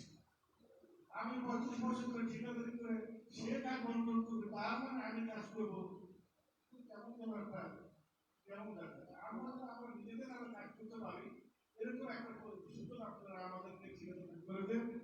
আর আমি ঠিকাদারি আমার মিডিয়া ভাইদেরকে একটু অনুরোধ করবো, আমাদের কথাতে যদি কোনো ভুল হয়ে থাকে, এটা আপনারা আমাদের একটা অংশ, আপনারা কিছু মনে করেন না, হ্যাঁ, কথাতে হয়তো হতে পারে, আপনারা আমাদের কথাতে কিছু মনে করবেন না। আপনারা আমাদের একটা অংশ, আমরা জানি মিডিয়া অংশ না, মিডিয়ারা এই দেশের একটা গুরুত্বপূর্ণ একটা অংশ, এরাই তো সব আমাদেরকে আমাদের বিষয় এরাই জানাবে, এরাই তুলে ধরবে। আপনারা যদি না লিখেন তাহলে তো এগুলা চাকরি দিতে। প্রধানমন্ত্রী, আমি একজন সফল প্রধানমন্ত্রী বঙ্গবন্ধুর কন্যা মাননীয় প্রধানমন্ত্রীর কথা কিন্তু বাস্তবায়ন হচ্ছে না, এটা আমাদের কাছে একটা দুঃখজনক বিষয়। প্রধানমন্ত্রী কথা আমি জানি, এই প্রধানমন্ত্রী যে কথা দেয় সেই কথা একদিন হোক, 2 দিন, 3 দিন হলেও বাস্তবায়ন হবে। এই আমাদের কথা বাস্তবায়ন হচ্ছে না কেন? আমি আমার ওই আজকের সভাপতি মহোদয়কে অনুরোধ করবো যে আপনি এক্ষেত্রে একটু ভাববেন, দেখবেন। আর আমাদের ঠিকাদারদের মাঝে আমি আপনার প্রশংসা না করলে না, আমার তত্ত্বাবধায়ক প্রফেসর সাহেব এই রাজশাহীতে আসার পর থেকে আমরা আমাদের বয়সও ঠিকাদারি করতেছি। আমি একটা জিনিস আমরা অন্য প্রসঙ্গে যাবো না, আমাদের যে প্রসঙ্গ আছে ভিতরে যদি একটু থাকে, আমরা পেশাদারি প্রসঙ্গে আমরা অন্যদের শুরু করি। আমরা স্যার কাজে করাই গেলে সিদ্ধান্ত প্রয়োজন হবে। আমি এই বিষয়টা আমি আমাদের তত্ত্বাবধায়ক প্রফেসর সাহেবকে পক্ষে ধন্যবাদ জানাচ্ছি যে কাজে করার কোনো সমস্যা হলে, কোনো সিদ্ধান্ত প্রয়োজন হলে উনি স্যার খুব দ্রুত গতিতে সিদ্ধান্ত দিয়ে কাজের আমাদের সমাধান দিয়েছি। আর কাজের মানুষ আগের চাইতে অনেক অনেক অনেক কাজের মান গুণগত মান ভালো হচ্ছে। আমি আমার মিডিয়া ভাইদেরকেও বলবো যে আপনারা একটু দেখেন, আগে থেকে অনেক কাজের মান ভালো হচ্ছে, আমরাও চেষ্টা করছি, হ্যাঁ, কাজের মান ভালো করার। আমি সর্বশেষ আমি আমাদের এই কথাগুলো এবং মিডিয়া ভাইদেরকে আমি বলি, 1 কোটির নিচে যেন টেন্ডার লটারি হয়, এটা আপনারা আমাদের ঠিকাদার ভাইদের পক্ষ থেকে তবে ধন্যবাদ দেবে। আসসালামু আলাইকুম। Thank you.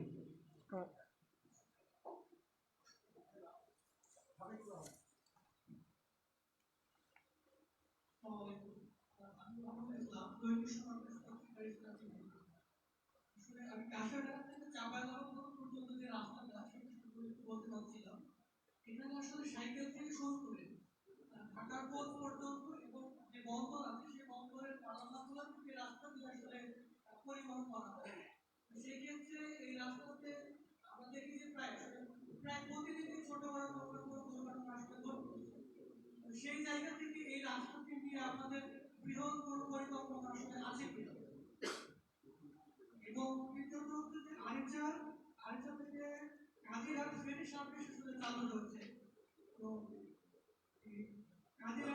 আশুলিয়া সড়কটি প্রশস্ত করা প্রয়োজন।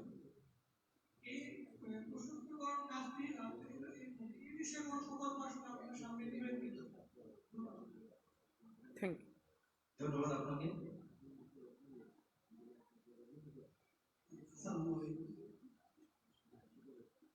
রশিদ বাচ্চু। আমার একটা ছোট প্রশ্ন ছিল যে আমরা যারা আসলে দীর্ঘদিন ধরে ঠিকাদারি করে আসছিলাম, একসময় আমাদের রেনুফি লাইসেন্সের রেনুফি দেওয়া বন্ধ হয়ে গেছে। মানে দেওয়ার হয়তো অর্ডার আছে, কিন্তু কোনো কার্যক্রম না থাকার কারণে আমরা অনেকেই রেনুফিটা বন্ধ করে দিয়েছি। হয়তো স্যার আবার আপনারা সুযোগ দিবেন।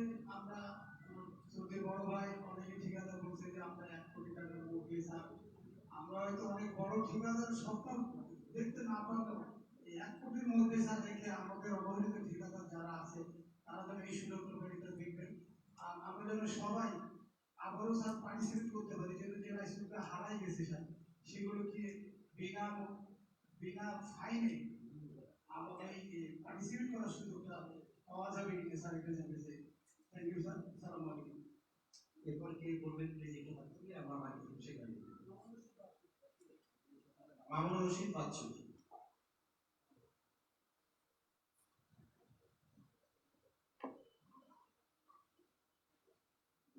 আসসালামু আলাইকুম। আমি মোহাম্মদ হারুন রশিদ, পুরানো বিশ্ববিদ্যালয় কলেজ। আপনার কাছে আমার একটা রিকোয়েস্ট, এই যে আমরা যে এত কষ্ট করে কাজগুলো করছি, আপনারা কাজের কোয়ালিটিও দিচ্ছেন, আমরা কোয়ালিটি দিচ্ছি, কিন্তু আমাদের যে রাস্তায় লোডিং যেটা বিষয়, এটা স্যার আমরা সরকারি পর্যায়ে এত কড়াকড়ির পরেও কোনোভাবে এটা কিন্তু আপনারা স্যার রোধ করতে পারছেন না। আমরা সম্পূর্ণ কাজ সুষ্ঠুভাবে করার পরেও যখন কোনো সমস্যা হচ্ছে, পাবলিক তো এটা বুঝছে না।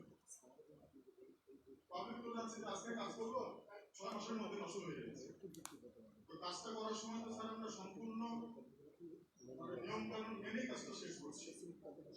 তারপরে স্যার এই যে 1 বছর থেকে 2 বছর, 2 বছর থেকে 3 বছর যে আমাদের সিকিউরিটি মেয়াদটা, এটা স্যার মানে কি বলবো, যে আমরা যদি আসলে লোডিং ক্ষমতা যেটা আমাদের এই 50 মিলি কার্পেটিং করার পরে স্যার যেটা নিবে, সেই অনুযায়ী যদি গাড়িটা চলে, তাহলে কিন্তু 3 বছর কেন 5 বছর পরে আমার রাস্তা ঠিক থাকবে, আমরা যেভাবে কাজ করছি স্যার। হ্যাঁ, তো এই জিনিসগুলো স্যার অবশ্যই একটা গুরুত্ব সহকারে নিতে হবে স্যার। আর এই যে আমরা সাংবাদিক ভাইদেরকে একটু বলি যে আমরা এই জিনিসগুলো একটু আপনারা নোট করেন যে আসলে লোডিং ক্ষমতা সরকার চেষ্টা করার পরেও কিন্তু আটকাতে পারছে না। হ্যাঁ, আপনারা এটা একটু বেশি বেশি দেখবেন। আমাদের কাজের কোয়ালিটি, আর সাংবাদিক ভাই বলবো বেলকুড়ি রাস্তাটা স্যার, আমি আপনাদের কাছেও বারবার রিকোয়েস্ট করেছি, আমি পুলিশ কমিশনারের কাছে রিকোয়েস্ট করেছি, এই বালুকাটা কিন্তু বন্ধ করতে পারিনি স্যার। আমি কাজটা করার 5 মিনিটের মধ্যে ওখানে 60 টনের গাড়ি উঠছে স্যার, আমি কাজটা কিভাবে ঠিক করবো, আমাকে কয়েকবার ঠিক করতে হয়েছে ওটা। এই জিনিসগুলো স্যার আমরা খুব মানে খুবই আমাদের জন্য সমস্যা হচ্ছে। আমরা সবার কাছে কাজ ভালো করার পরেও একটা দুর্নাম হয়ে যাচ্ছে স্যার। এই জিনিসগুলো অবশ্যই দেখবেন স্যার। আর যেটা বলবো যে আমাদের ছোট ঠিকাদার যারা আছে স্যার, এটার একটা স্ল্যাব করা উচিত স্যার, যে আমি কি পর্যায়ে কাজ করবো, আমি কত টাকা করবো, তারপরে যারা আছে তারা কি করবে, এই জিনিসটা একটু স্যার অবশ্যই মুখে লিখবেন স্যার। এই বিশেষ করে ছোট ঠিকাদার যারা আছে স্যার, তাদের জন্য এই লটারি সিস্টেমটা স্যার আসলে খুবই জরুরি। এগুলো আমি আমার বক্তব্য শেষ করেছি। Thank you. আপনারা অনেকে অনেক প্রশ্ন করেছেন, আসলে জমা হয়েছে আমাদের আনসার শুরু করে দেন, হবে না আনসার শুরু করে দেন। আনসার, আরো প্রশ্ন করতে পারবেন। আচ্ছা আনসার আমরা শুরু করি। ধন্যবাদ আপনাদের একটু পার্টিসিপেশনের জন্য। আমরা অনেক প্রশ্ন পেয়েছি। আমরা এখানে মানে মাঝখানে হয়তো কি 3টি ভুল বোঝাবুঝির অবকাশ সৃষ্টি হয়েছিল। আমরাও দুটো কষ্ট দিচ্ছি। আমরা আসলে কেউ কার প্রতিপক্ষ নয়। আমরা এই দেশের সার্বিক উন্নয়নে আমাদের স্ব পজিশন, আমরা আমাদের স্ব পজিশনে থেকে আমরা আমাদের স্ব দায়িত্ব যথাযথভাবে পালন করার চেষ্টা করব। এবং সাংবাদিক ভাইয়েরা বলেছেন যথার্থই, এবং আমাদের ঠিকাদার সম্মানিত ঠিকাদার সাহেবরা যেটা বলছেন সবগুলি যথার্থ ছিল। এবং আমি আবারও বলবো যে আমরা পারস্পরিক শ্রদ্ধাবোধ এবং পারস্পরিক সম্মান রক্ষা করে আমরা চলব। এবং আমরা আমাদের কর্মকাণ্ডের প্রতি সচেতন দৃষ্টি থাকবো এবং মানে এটা সর্বোচ্চ এফোর্ট দেওয়ার চেষ্টা করবো আমাদের কাজে করবো। এখন আমি বিনীতভাবে অনুরোধ করবো আমাদের সম্মানিত অতিরিক্ত প্রধান প্রকৌশলী মহোদয়কে যে এই প্রশ্নের উত্তর পর্বটা শুরু করার জন্য। ধন্যবাদ। ধন্যবাদ। প্রথমে প্রশ্নটি করছিলেন মতিউর রহমান মতি সাহেব, যে ওনার বকেয়া আছে একটা অ্যামাউন্টের কথা উনি বলছিলেন। তো অনেক পুরাতন কাজ, অনেক 2001 সালে বা 2003-4, তো আমার যেটা মনে আছে যে এই কাজগুলো হয়েছিল তখন ডেভেলপমেন্ট প্রোগ্রামের আওতায় বলা হয়েছিল যে প্রত্যেক সংসদীয় এলাকায় এমপি মহোদয়ের এলাকায় এরকম 20 লাখ টাকার করে কাজের আপনারা প্রোগ্রাম হাতে নেন। 20 লাখ টাকার প্রোগ্রাম হাতে নিয়ে 5 লাখ টাকা বরাদ্দ দেওয়া হয়েছিল। তো প্রথমে প্রাথমিক অবস্থায় তো 20 লাখ টাকার টেন্ডার করার পরে ওয়ার্ক অর্ডার দেওয়া হয়েছে। ঠিকাদারেরা কেউ 50% করছেন, কেউ 60% কাজ করছেন, সেখান থেকে তারা কিছু পেমেন্টও পেয়েছেন। আর বাকিটা আর বরাদ্দ দেওয়া হয়নি। কি কারণে বরাদ্দ দেওয়া হয়নি এটা সরকারই ভালো জানে, কারণ বরাদ্দটা তো সরকার থেকেই আসে এবং নির্দেশনাগুলো সরকারের উচ্চ মহল থেকেই আসে। তো এই জিনিসটা, এই যে বকেয়াটা সৃষ্টি হয়েছে, এটা আসলে জিনিসটার পটভূমিটা এই ধরনেরই, যে প্রোগ্রামটা হাতে নেওয়া বলা হয়েছিল, প্রোগ্রামটা সড়ক জনপদ থেকে নেওয়া হয়েছিল ঠিকভাবে, বা পরবর্তীতে বরাদ্দটা উইথহেল্ড হয়ে গেছিল। তো সবাই সম্পূর্ণ কাজ করেনি আমাদের জানা মতে, হয়তো কেউ 50% 60% করছেন, এখানে কেউ আংশিক পেমেন্ট পাইছেন, আর কেউ বাকিটা বকেয়া হয়ে গেছে। তো এটার ব্যাপারে পরবর্তীতে কিন্তু এটা উপরে লেখালেখিও হয়েছে এবং অর্থ মন্ত্রণালয়ে এবং আমাদের মন্ত্রণালয় থেকেও এখানে কমিটি আসে, এরা কিন্তু দেখে গেছে যে আসলে প্রত্যেকটা কন্ট্রাক্টে কতটুকু কাজ হয়েছে এবং কতটুকু পেমেন্ট করা হয়েছে, কতটুকু বকেয়া আছে, এটা কিন্তু সরকারের হাতে এখনও আছে এবং রিপোর্টটা কিন্তু রোডস অ্যান্ড হাইওয়েজ থেকে দেওয়া হয়েছে, কিন্তু এখন পর্যন্ত কোনো নির্দেশনা আসেনি। তো যেহেতু নির্দেশনা বা বরাদ্দ আসেনি, এইটা আসলে এখনও এই অবস্থায় থেকে গেছে, মানে এটা সমাধান এখনও হয়নি। উনি ঠিকই বলছেন যে উনার যেমন বকেয়া আছে, আরও বাংলাদেশে আরও অনেক বকেয়া, বাট এটা ডকুমেন্টেড, এটা এখনও সরকারের ডকুমেন্টেড, এটা একেবারে ডকুমেন্টের বাইরে না। তো আমরা আশা করতেছি হয়তো কোনো এক সময় এটার সমাধান হয়তো বা আসবে, সরকারের পক্ষ থেকে একটা নির্দেশনা আসবে। তো আমরা এইটার এইভাবেই শেষ করতে যাচ্ছি। নেক্সট যেটা স্টাফ রিপোর্টার দৈনিক সোনালী সংবাদ বলছে। আচ্ছা, প্রথমে আমি দুঃখ প্রকাশ করছি যে আমাদের জায়গাটা আসলে আরও স্পেসিয়াস হওয়া দরকার ছিল। তবে আমরা করোনার যে নতুন যে ট্রেনটা এবং ইনফেকশনের কারণে আমরা একটু ভয় পাচ্ছিলাম যে বাইরে এত ওপেন স্পেসে করার জন্য। তো আমরা কিন্তু আমরা যে নোটিশটা করছি এটা কিন্তু আমরা পত্রিকায় দিয়েছি এবং মোটর বাস মালিক সমিতি, তারপরে শ্রমিক সমিতি, তাদের সবার কাছেই আমরা এই নোটিশটা দিচ্ছি, চিঠি দিচ্ছি। তো তারা আসলে হয়তো আরও প্রাণবন্ত হতো, আমরা চাইছিলামও তারা আসুক। তো যেহেতু এই জিনিসটা হয়নি, আমরা নিজেরাও একটু অতৃপ্ত এবং দুঃখ প্রকাশ করতেছি। সার্বিকভাবে এই আয়োজনে যদি কোনো কমতি থাকে, আপনারা এটা ক্ষমা সুন্দরভাবে দেখবেন। এই জিনিসটা বারবার আসছে, তো এই জন্য আমি বললাম। আচ্ছা, যেটা পুঠিয়া তাহেরপুর বাগমারা রাস্তার যে বর্তমান অবস্থা এবং আমাদের যে কি কার্যক্রম আছে, এটার বিষয়ে আমি এইটা রাজশাহী সড়ক বিভাগের নির্বাহী প্রকৌশলীকে একটু বলতে আমি অনুরোধ করতেছি। এইটাই।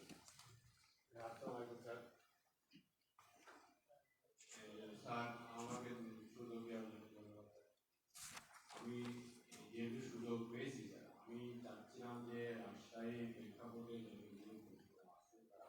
একবারে জুড়েই শেষ করি।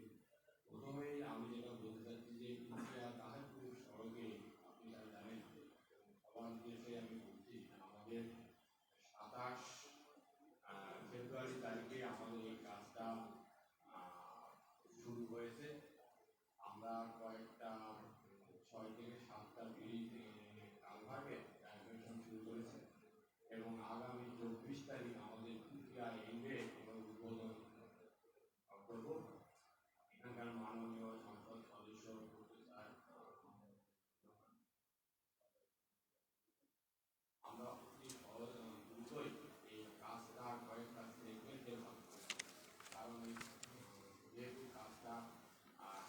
কিলোমিটার। আমরা চাচ্ছি যে আগে সবচেয়ে খারাপ জায়গাগুলো আমরা আগে কোথায় করে ফেলেছি এবং এটার যে স্থায়ী সমাধান আমরা আশা করতে পারি যে 1 বছরের ভিতরে অন্যান্য জেলা সড়কগুলো যেভাবে সমাধান করেছে এটা করে। আমি সবার কাছে এটা জানতে চাই। আর দ্বিতীয় প্রশ্ন করা হয়েছে যে গোয়েন্দাগাড়ি করি এই রাস্তায় শেষ হয়েছে। এই উত্তরটা আপনারা সবাই জানেন আমাদের বালি মহল রাজশাহীতে যেগুলো ছিল খুব বেশি। এখন বাড়ির এই রোডের কারণে আমরাও আচ্ছা আপনি তাহলে একদিন আসেন আমার যে সাফল্য 10 বছর এটা কিন্তু প্রত্যেকটা বিভাগীয় শহরে প্যাকেজ হচ্ছে সড়ক নিয়ে, অথচ এখান থেকে কেউ নকই দেখে না। আপনি আসেন কালকে পরশু আমার এখানে আসেন আমার অফিসে, আমি দুইতলা বসে। আচ্ছা ঠিক আছে। ছয় চাকার যে গাড়িগুলো আছে এখানে হলো যে 21 টন লোড নেওয়ার কথা, কিন্তু আসলে কি তারা সেটা নেয়? তারা তো নেয় 40 টন 42 টন। এই যে ওজনের নিয়ম এটা তারা মানে না, আমাদের জন্য আসলেও আগে এই কাজটা যখন করা হয় তখন আমরা বিভাগীয় প্রশাসনকে তারপরে পুলিশের সহযোগিতা নিয়েছিলাম, কিন্তু আমরা ট্রাকটা বন্ধ করতে পারি। আমাদের ট্রাকটা এই রাস্তায় বন্ধ না করলে এই রাস্তা বালুঘাট থেকে শুরু করে এইভাবে 5 কিলোমিটার। আর দ্বিতীয় প্রশ্ন জীবনধন আর একটা করেছে যে আমরা বিজ্ঞাপন প্রোগ্রামে দেওয়া, যেখানে আমরা বিজ্ঞাপনে আমাদের যে যেটা করেছি ভিডিওতে থেকে আমাদের একটা লিস্ট দেওয়া। আমরা এখান থেকে প্রথম থেকে 1 থেকে শুরু করে শেষ পর্যন্ত আসি, আবার এটাকে আবার শুরু, এই জিনিসটা বড় লম্বা।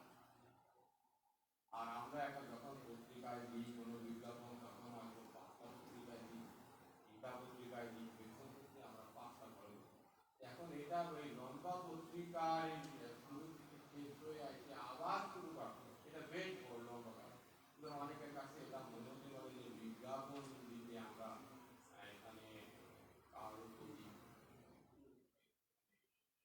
কি করছে কিনা, আসলে এরকম না। আপনারা যদি আমার পুরো নথিটা দেখেন আমরা কয়টাকে কয়টায় দিয়েছি কয়টা, তাহলে আপনার ওই বিষয়টা বুঝতে হবে। আর আর তাজমহল যুগান্তরে যেটা বলছে যে কাশিয়াডাঙ্গা থেকে হরিপুর, আসলে এই কাশিয়াডাঙ্গা থেকে হরিপুরের এই রাস্তার এই অংশটা আমরা বিভাগীয় মেরামত করে দিচ্ছি। আমাদের হরিপুর থেকে শুরু করে চাকাই পর্যন্ত আমাদের রাস্তাটা যে ভালো আছে, এই রাস্তার সীমানা বা এরিয়া এই পর্যন্ত সীমাবদ্ধ। আমরা নতুন করে এখানে বিভাগীয় মেরামত করে, আপনারা জানেন যে বিদ্যুৎ দিয়ে তারপর পাথর ছিটাই, হ্যাঁ এইটা এটাকে বলে এসবিএসটি। এই এসবিএসটি দিয়েই আমরা বড় প্রোগ্রাম করে আমরা এই রাস্তাটা আগের মতো করে দিতে পারি। দ্বিতীয় আমার সর্বশেষ আরেকজন প্রশ্ন করছে যে রাজশাহী সাফাই রাস্তায় দুর্ঘটনা হচ্ছে বেশি। হ্যাঁ এটা সত্য, রাজশাহী থেকে চাপাই পর্যন্ত এই রাস্তার দুর্ঘটনা রাজশাহী জেলার ভিতরে সবচেয়ে, এবং বিশেষ করে বেশি বৃষ্টিপাত হলে এবং গরমের সময় এখানকার রাস্তাটা এত বেশি স্লিপারি হয়ে যায় যে যার জন্য এখানে হলো যে যেসব ট্রাকে বা বাসের টায়ারগুলো ক্ষয় হয়ে গেছে এখানে বের করে। আপনারা এই জন্য দেখবেন আমরা এবার স্থায়ী সমস্যা সমাধানের জন্য এখানে আবারও এসবিএসটি টুকরা টুকরা এসবিএসটি, যাতে এসবিএসটি করে যেটা আমরা ভিডিওটা দিই, ভিডিও দেওয়ার পরে আমরা এখানে পাথরটা শিখতে পারি। আপনারা দেখবেন যে এবার ব্রেকটা ধরবে, আর এইভাবে আর স্লিপ করার সম্ভাবনা এখানে নেই। আমরা এটা স্থায়ী সমাধানের সম্পন্ন করেছি। আমরা আশা করি যে এই বছরে বেশি বৃষ্টিপাতের সময় আর কিংবা রোদের সময় যেটা আগে শীতকালে হয়েছিল এই সমস্যাটা আর থাকবে না।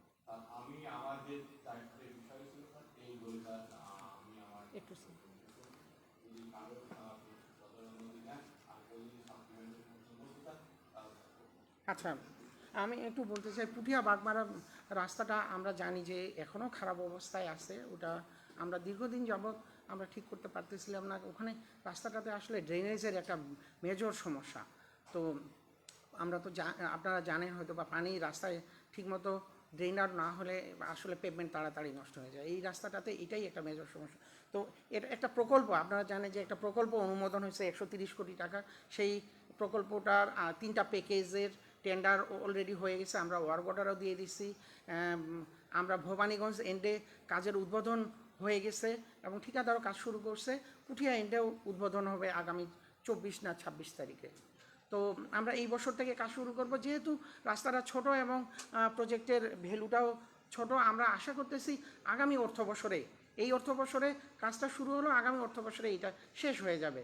তখন হয়তোবা এখন যে দুর্ভোগটা আছে এটা হয়তোবা থাকবে না, আমরা আশা করতেছি। এবং আমরা কমিটেড যে আমরা এখানে সুন্দরভাবে কাজটা করব এবং যাতে যেই জায়গাগুলোতে পানির জমে সমস্যা হইতো বা এখনও আমরা সমাধানের বের করতে পারি সেখানে আমরা ভিজিট করব। যেই জায়গাগুলোতে বাজার অংশগুলোতে হয়তো বা সব জায়গায় ভিজিট করা যাবে না, এটা তো এক্সপেন্সিভ একটা ওয়ার্ক। তো তারপরেও আমরা বেশিরভাগ জায়গায় আমরা অ্যাড্রেস করার চেষ্টা করব এইটা দিয়ে। তো আর আরেকটা জিনিস প্রশ্ন ছিল, যেটা কাশীনাথপুর চান্দাইকোনা এই অংশটাতে বিভিন্ন জায়গায় আমাদের ন্যাশনাল হাইওয়ে, এটা আমাদের ন্যাশনাল হাইওয়ে, এখানে বিভিন্ন জায়গায় রাটিং আমরা বলি আমাদের টেকনিক্যাল টার্মে, বা হাম্প। রাটিং হয়ে এক জায়গায় দেবে গিয়ে আরেক জায়গায় যে উঁচু হয়ে যায়, এটাকে দেবে যাওয়া অংশটাকে বলি আমরা রাটিং, আর উঁচু হওয়াটাকে বলি হাম্প। তো এই ধরনের আমরা ডিফেক্টস দেখতেছি। এটা গাড়ি চলাচলের জন্য আসলেই রিস্কি, বিশেষ করে ছোট গাড়ি চলাচলের জন্য। তো এটার বিষয়ে কি ব্যবস্থা নেওয়া হয়েছে আমি একটু পাবনার সুপারিনটেন্ডেন্ট ইঞ্জিনিয়ার থেকে একটু বলতেছি, ওনার কোনো পরিকল্পনাগুলো। ধন্যবাদ। আমি পাবনা সড়ক সার্কেলে সংশ্লিষ্ট 2টি বা 3টি ইস্যু এখানে আসছে। আমি অতিরিক্ত প্রধান কৌশল মহোদয়কে ধন্যবাদ জানাচ্ছি যে আমাকে বলার সুযোগ দিয়েছেন। কাশীনাথপুর থেকে হাতিগামুল হয়ে চান্দাইকোনা, এটা বেশ গুরুত্বপূর্ণ জাতীয় মহাসড়ক আমাদের। এই অংশটি এর আগে কাজ হয়েছে, কিছু হাম হয়েছে, কিছু রাটিং হয়েছে। তো আমরা এটা এখনও ডিফেক্ট লাইবিলিটি পিরিয়ড আছে, সংশ্লিষ্ট ঠিকাদারকে দিয়েই এটা আমরা করাবো এবং উনি শুরু করেছেন। এখানে সিরাজগঞ্জের একদিন সাহেব আছে, এটা শুরু হয়েছে হাতিগামুল থেকে চান্দাইকোনা এই অংশটি প্রথমে করে দেওয়া হচ্ছে, এফটি করা হচ্ছে এবং এটা হয়তো বা 2-1 দিনের ভিতরে শেষ হয়ে যাবে। এটা শেষ হয়ে গেলে কাশীনাথপুর থেকে, আসলে কাশীনাথপুর যেটা বেশি সমস্যাটা হয়েছে সিরাজগঞ্জ পার্টে, শাহজাদপুর উল্লাপাড়া, তো এই অংশগুলো এটা শুরু হবে। আশা করছি আমি আগামী 1 সপ্তাহের ভিতরেই এটা একটা উল্লেখযোগ্য প্রবেশ হবে। এটাকে কেটে দেওয়া হবে, যেগুলো উঁচু হয়েছে সেটা কেটে দেওয়া হবে, আর যেটা ডাউন হয়ে গেছে, যেটা ডিপ্রেশন হয়ে গেছে, এটাকে নতুন করে আবার ফিল করা হবে বিটুমিনাস ম্যাটেরিয়াল দিয়ে। এটা আমাদের নজরে আছে এবং এটা কাজ হয়েছে, আশা করি এটা দ্রুততম সময় এটা শেষ করতে পারবে। আর একটা প্রশ্ন আসছে, আরিচা থেকে কাজিরহাট এই ফেরি সার্ভিস চালু হয়েছে। হ্যাঁ জি, এটা সত্য। এই ফেরি সার্ভিসটিকে আমরা এখন যে কাজিরহাট থেকে আরিচার যে দূরত্ব, আরও আমরা একটা দূরত্ব কমিয়ে নেওয়ার জন্য এটা নরদহ নামে একটা জায়গা আছে চরের উপরে, এখানে ফেরিঘাটটি যাতে স্থানান্তর করা যায় এই ধরনের একটা প্রকল্প আমরা অলরেডি পাঠিয়েছি, মন্ত্রণালয়ে আছে, বিবেচনাধীন। তাই কিছু কিছু অবজারভেশন আছে, যেমন এটাকে স্টাডি করতে হবে, ওখানে চরের উপরে আসলে চরটি এটা টেকসই হবে কিনা, বা এখানে রাস্তা করলে এটা টেকসই হবে কিনা, চরটি টিকবে কিনা। একটা কমিটিও হয়েছে, এখানে প্রতিনিধি আছে সড়ক পরিবহন মহাসড়ক বিভাগের সম্মানিত অতিরিক্ত সচিব প্ল্যানিং আছেন, প্ল্যানিং, আর বিআইডব্লিউটি এর প্রতিনিধি আছেন, আর নৌ পরিবহন মন্ত্রণালয়ের প্রতিনিধি আছেন, সড়ক ও জনপথ অধিদপ্তরের প্রতিনিধি আছেন। ওনারা এটা ভিজিট করবেন, খুব শীঘ্রই ওনারা ভিজিট করে ওনারা পরামর্শ দেবেন এটা আসলে মানে কী পরবর্তী করণীয়। আমরা ওনাদের রিপোর্ট বা ওনাদের সুপারিশ মতামত পাওয়ার পরে আমাদের যে ডিপিপি যেটা মন্ত্রণালয় আছে আমরা সেই যেটা বিকাশ করব। এর সঙ্গে আরেকটু অবগতির জন্য জানাচ্ছি আপনাদের সবার, যে এখানে এই চরের উপরে যেসব আমাদের কিছু ইঞ্জিনিয়ারিং স্টাডি, হাইড্রোলজিক্যাল স্টাডি বলা হয়, মর্ফোলজিক্যাল স্টাডি বলা হয়, এই কাজটিও শুরু হবে বছরে অল্পদিনের ভিতরে। এই সব রিপোর্টগুলো পেলে পরে আশা করি এই যে আমাদের এখন যে কাজিরহাটে যে অংশ, যেখানে আমাদের ফেরি সার্ভিসটি আছে, এটি আরও চলে যাবে ভাটির দিকে, যেখানে নরাদহ নামে চরে। তো এইখানে যদি স্থানান্তর হয় তাহলে আরিসা থেকে যে নরাদহ এতে ফেরি সার্ভিসের মোরলেস আধা ঘন্টার মতো সময় লাগবে আমরা যেটা দেখেছি। তাহলে সেটা একটা মানে আমাদের এই উত্তরবঙ্গের জন্য ঢাকার সাথে যোগাযোগ একটা নতুন সুযোগ তৈরি হবে, এবং সাথে সাথে এটা আমাদের বঙ্গবন্ধু সেতুর উপরে যে এখন যে যানবাহন অতিরিক্ত চাপ সেটা অনেকাংশে কমিয়ে দেবে। এই ছিল আমার। আর নাটোরে একটা ইস্যু এসছে, নাটোর বগুড়া সড়কের দীর্ঘ 57 বছর পরে কাজ শুরু হয়েছে, এটা সত্য। তো এটা আমরা আশা করছি এটা দ্রুততম সময়ে এটাকে বাস্তবায়ন করার জন্য। আমি আপনাদের সম্মানিত এখানে সাংবাদিক ভাইয়েরা আছেন, ঠিকাদার ভাইয়েরা আছেন, স্টেকহোল্ডার অন্য যারা আছেন, আমরা এটাকে জিরো টলারেন্সের ভিত্তিতে এই কাজটিকে আমরা বাস্তবায়ন করার উদ্যোগ নিয়েছি। জিরো টলারেন্স মানে কোয়ালিটির ব্যাপারে কাউকে কোনো ছাড় দেওয়া হবে না। তা আমাদের কোনো অফিসারের বা আমাদের যদি অজ্ঞাত যদি কোথাও এরকম কিছু কোয়ালিটি সম্পর্কে বা কেউ কিছু যদি ভুল করে থাকে, আমাদেরকে যদি আপনারা অবগত করেন, আমরা এটা যথাশীঘ্র এবং তৎক্ষণাৎ এটাকে যে যাতে মানে যথাযথ কোয়ালিটি বজায় থাকে আমরা সেই ব্যবস্থা গ্রহণ করব। আপনাদের কাছে এই আবেদন রাখছি, আপনারা আমাদেরকে মতামত দিবেন কোয়ালিটির ব্যাপারে। আপনারা যদি কোনো সুপারিশ থাকে মতামত থেকে আমাদের দিবেন, আমরা সেই অনুযায়ী ব্যবস্থা নেব। তার আমার কি আর কোনো আছে? 4 লেন আছে, 4 লেন, নাটোর 4 লেন। নাটোর শহরে 4 লেন। নাটোর শহরের 4 লেন, এটাও নাটোর এক্সি মহোদয় আছেন। আসলে কাজটি অনেক দেরি হয়েছে, এটা অনস্বীকার্য। তা আমরা এখন ওই যে ল্যান্ড অ্যাকুইজিশনের একটা বিষয় ছিল, ল্যান্ড অ্যাকুইজিশনের কিছু আমাদের টাকা বাড়তি টাকা প্রয়োজন হওয়াতে এটা ভেরিয়েশন রিভাইজ ডিপিপি এটা আমরা পাঠিয়েছি। রিভাইজ ডিপিপিটা পাস হয়ে আসলে আমরা ল্যান্ডের টাকাটা দিয়ে দিতে পারবো, এবং ল্যান্ডের টাকাটা অল্প একটু জায়গায় কিছু ওয়াইডেনিং বাকি আছে, ওই টাকাটা আমরা ক্ষতিপূরণ টাকাটা আমরা দিতে পারছি না। এইটা টাকাটা পে হয়ে গেলে এটা এই অংশটা আমরা ওয়াইডেনিং প্লাস উপরে যেসব জায়গা ক্ষতিগ্রস্ত হয়েছে কিছু কিছু জায়গা এখনও কিন্তু আমাদের একটা লেয়ার বাকি আছে, যেটা আছে আমাদের উপরে আরও একটা এক্সট্রা বিটুইনাস লেয়ার এটা বাকি আছে, এটা এখন করানো হয়নি। তো এইগুলো আমরা করে দেবো। এটা আশা করি আপনাদের যে ওই যে অভিযোগ যেটা বা যেটা আপনাদের দৃষ্টিতে এসছে সেইটা থাকবে না। তা ধন্যবাদ, এই ছিল। আর যে কমন যেগুলো আছে সেগুলো আমাদের অতিরিক্ত ধন্যবাদ। জি, আমি একটু সাপ্লিমেন্ট করে আরেকটু তথ্য আপনাদেরকে দিতে চাই, যেটা যে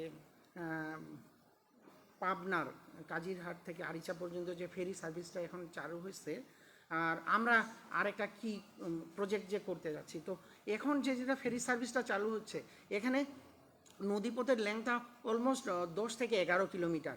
আর আমরা একটা ওই যে নোরাদহ ওই জায়গাটায় খয়ের চর বলে ওই জায়গাটায় খাসচর, ওই জায়গাটায় আমরা এখান থেকে ওই ফেরির পয়েন্টটাকে ওখানে নিয়ে যেতে যাচ্ছি। এখন যেটা 10-11 কিলোমিটার আসছে না, আমরা যদি ওই নোরাদহর খাস চরে নিয়ে যেতে পারি তাহলে ওটা হয়ে যাবে মাত্র 4 কিলো, মানে নদীপথটা, এবং এটা সারা বছরই নেভিগেবল থাকবে কোনো সময়। তো এইটা করতে গেলে আমাদের 15 কিলোমিটার রাস্তা নতুন করে করতে লাগবে। নতুন 15 কিলোমিটারের মধ্যে 9 কিলো আমাদের রাস্তা আগেরই আছে, ওটা হয়তো রিহেবিলিটেশন করতে লাগবে, যেহেতু অনেক ট্রাক চলবে। আর 5 থেকে 6 কিলো নতুন রাস্তা নির্মাণ করতে লাগবে। এটা আবার চোরের মধ্যে দিয়ে আবার কিছু কিছু চ্যানেল আছে, ছোট নদী আছে, তো এটার উপরে ব্রিজ হবে। তো এইগুলার আমরা স্টাডি করতেছি। তো এই প্রজেক্টটা নিয়ে আমরা কাজ করতেছি। তো এটা যদি আমরা করতে পারি তাহলে ঈদের সময় যে আমাদের যে যমুনা আমাদের বঙ্গবন্ধু ব্রিজ বা টাঙ্গাইলে যে যানজটটা সৃষ্টি হয়, এটা অনেকটাই ইজ হয়ে যাবে, অনেকটা কমবে, এবং অনেক রাস্তাও কমে যাবে যদি এই দিক দিয়ে আমরা এই নৌ রুটটা চালু করতে পারি। বিশেষ করে ট্রাকের জন্য খুবই ভালো হবে। তো এটাই আর কি, এই তথ্যটা আমরা এই প্রকল্পটা নিয়ে আগাচ্ছি আর কি। আচ্ছা, আরেকটা, হ্যাঁ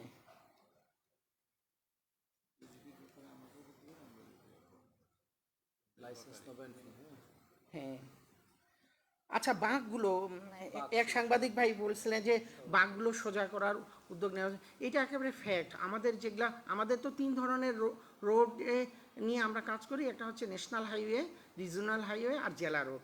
তো ন্যাশনাল হাইওয়েগুলো তো বেশিরভাগই আমরা একোয়ার করে রাস্তাগুলো করা, এগুলা তো আমরা মোটামুটি অ্যালাইনমেন্টগুলো ঠিক রাখতে পারছি। আঞ্চলিক মহাসড়কও আমাদের বেশিরভাগই অ্যাকোয়ার করে করা, এগুলা তো মোটামুটি অ্যালাইনমেন্টটা সোজাই থাকে মোর অর লেস। কিন্তু জেলা রোডগুলো হচ্ছে যে প্রিভিয়াস যেগুলো জেলা পরিষদের আন্ডারে রোড ছিল বা অন্য কোনো সংস্থার আন্ডারে রোড ছিল, এই রোডগুলো, তো এই রোডগুলোতেই আমাদের বাঁকের পরিমাণটা অনেক বেশি।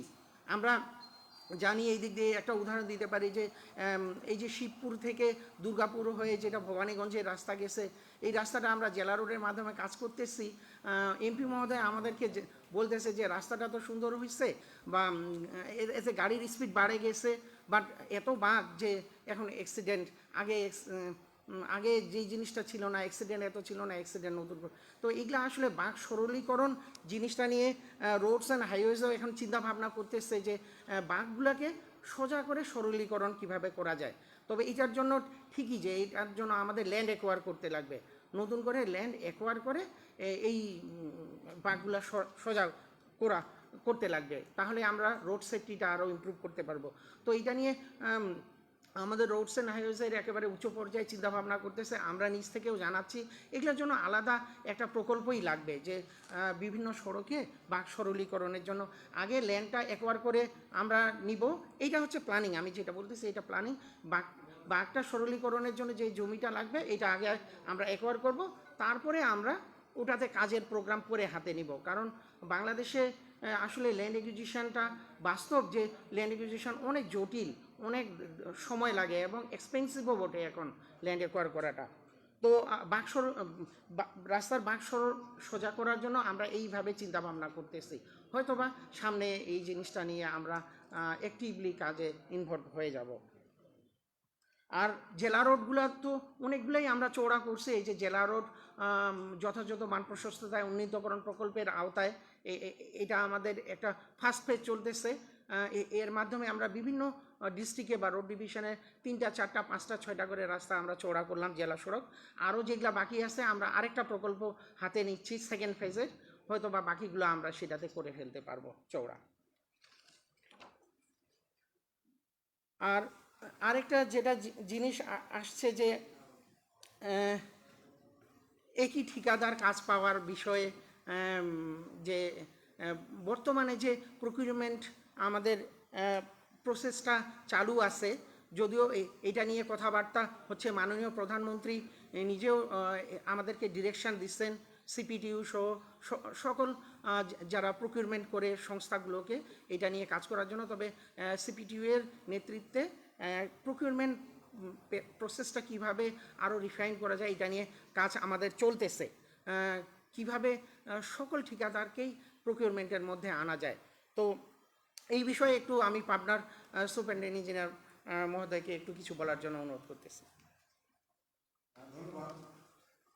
এখানে অনেকেই বলেছেন একটা মোবিলাইজেশন অ্যাডভান্স নাই সরকারি। আসলে এখন আমাদের যে পিপিআর, পাবলিক প্রকিউরমেন্ট রুলস বা পিপিএ, পাবলিক প্রকিউরমেন্ট অ্যাক্ট আইন, এর অধীনে সরকারি অর্থায়নে যেসব প্রকল্প বাস্তবায়িত হচ্ছে, এখানে কোথাও মোবিলাইজেশনের সিস্টেম নাই, মোবিলাইজেশন দেওয়ার বিধান নাই, যার ফলে আমাদের এখানে স্থানীয় পর্যায়ে যেসব মানে লোকাল ফান্ডে, বাংলা সরকারের ফান্ডে যেসব প্রকল্প বা উন্নয়নমূলক কাজ বাস্তবায়িত হচ্ছে, এখানে কোথাও মোবিলাইজেশনের দেওয়ার কোনো সুযোগ নাই। আর ইজিপির ব্যাপারে একই ঠিকাদার যাতে একাধিক কাজ না পায়, মাননীয় প্রধানমন্ত্রীর একটা অনুশাসন এসেছে, এটা উনি একদিন সবাই বলেছেন। আসলে যেসব এখন যে প্রকিউরমেন্ট রুল, ওটিএম পদ্ধতি, আপনারা জানেন যে কাজ বাস্তবায়নে বা দরপত্রের কয়েকটি পদ্ধতি আছে। ওটিএম, ওপেন টেন্ডারিং মেথড, তারপর এলটিএম আছে, লিমিটেড টেন্ডারিং মেথড, আর সম্প্রতি আরেকটা আছে OSTM, one stage two envelope method. তা আমরা ওটিএম পদ্ধতি, ওপেন টেন্ডারের উন্মুক্ত দরপত্র পদ্ধতি, এখানে আরেকটা বিধান আছে। এর আগে আপনার যে কেউ ইচ্ছা মতো লেজ দিতে পারতেন, লেজ এবার যা খুশি দিতে পারতেন।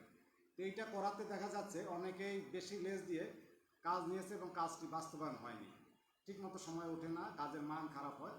তা আমার মনে হয়েছে কেন সরকার করেছেন এটা, এখন এই সিস্টেমটাকে পরিবর্তন করে +-10% এস্টিমেট কস্টে +-10%-এর ভিতরেই আপনার কোর্টের প্রাইস থাকতে হবে। এর বাইরে যদি কেউ কোর্ট করে তাহলে ট্রেন্ডার অটোমেটিক বাতিল হয়ে যায়, ওখানে থাকে না।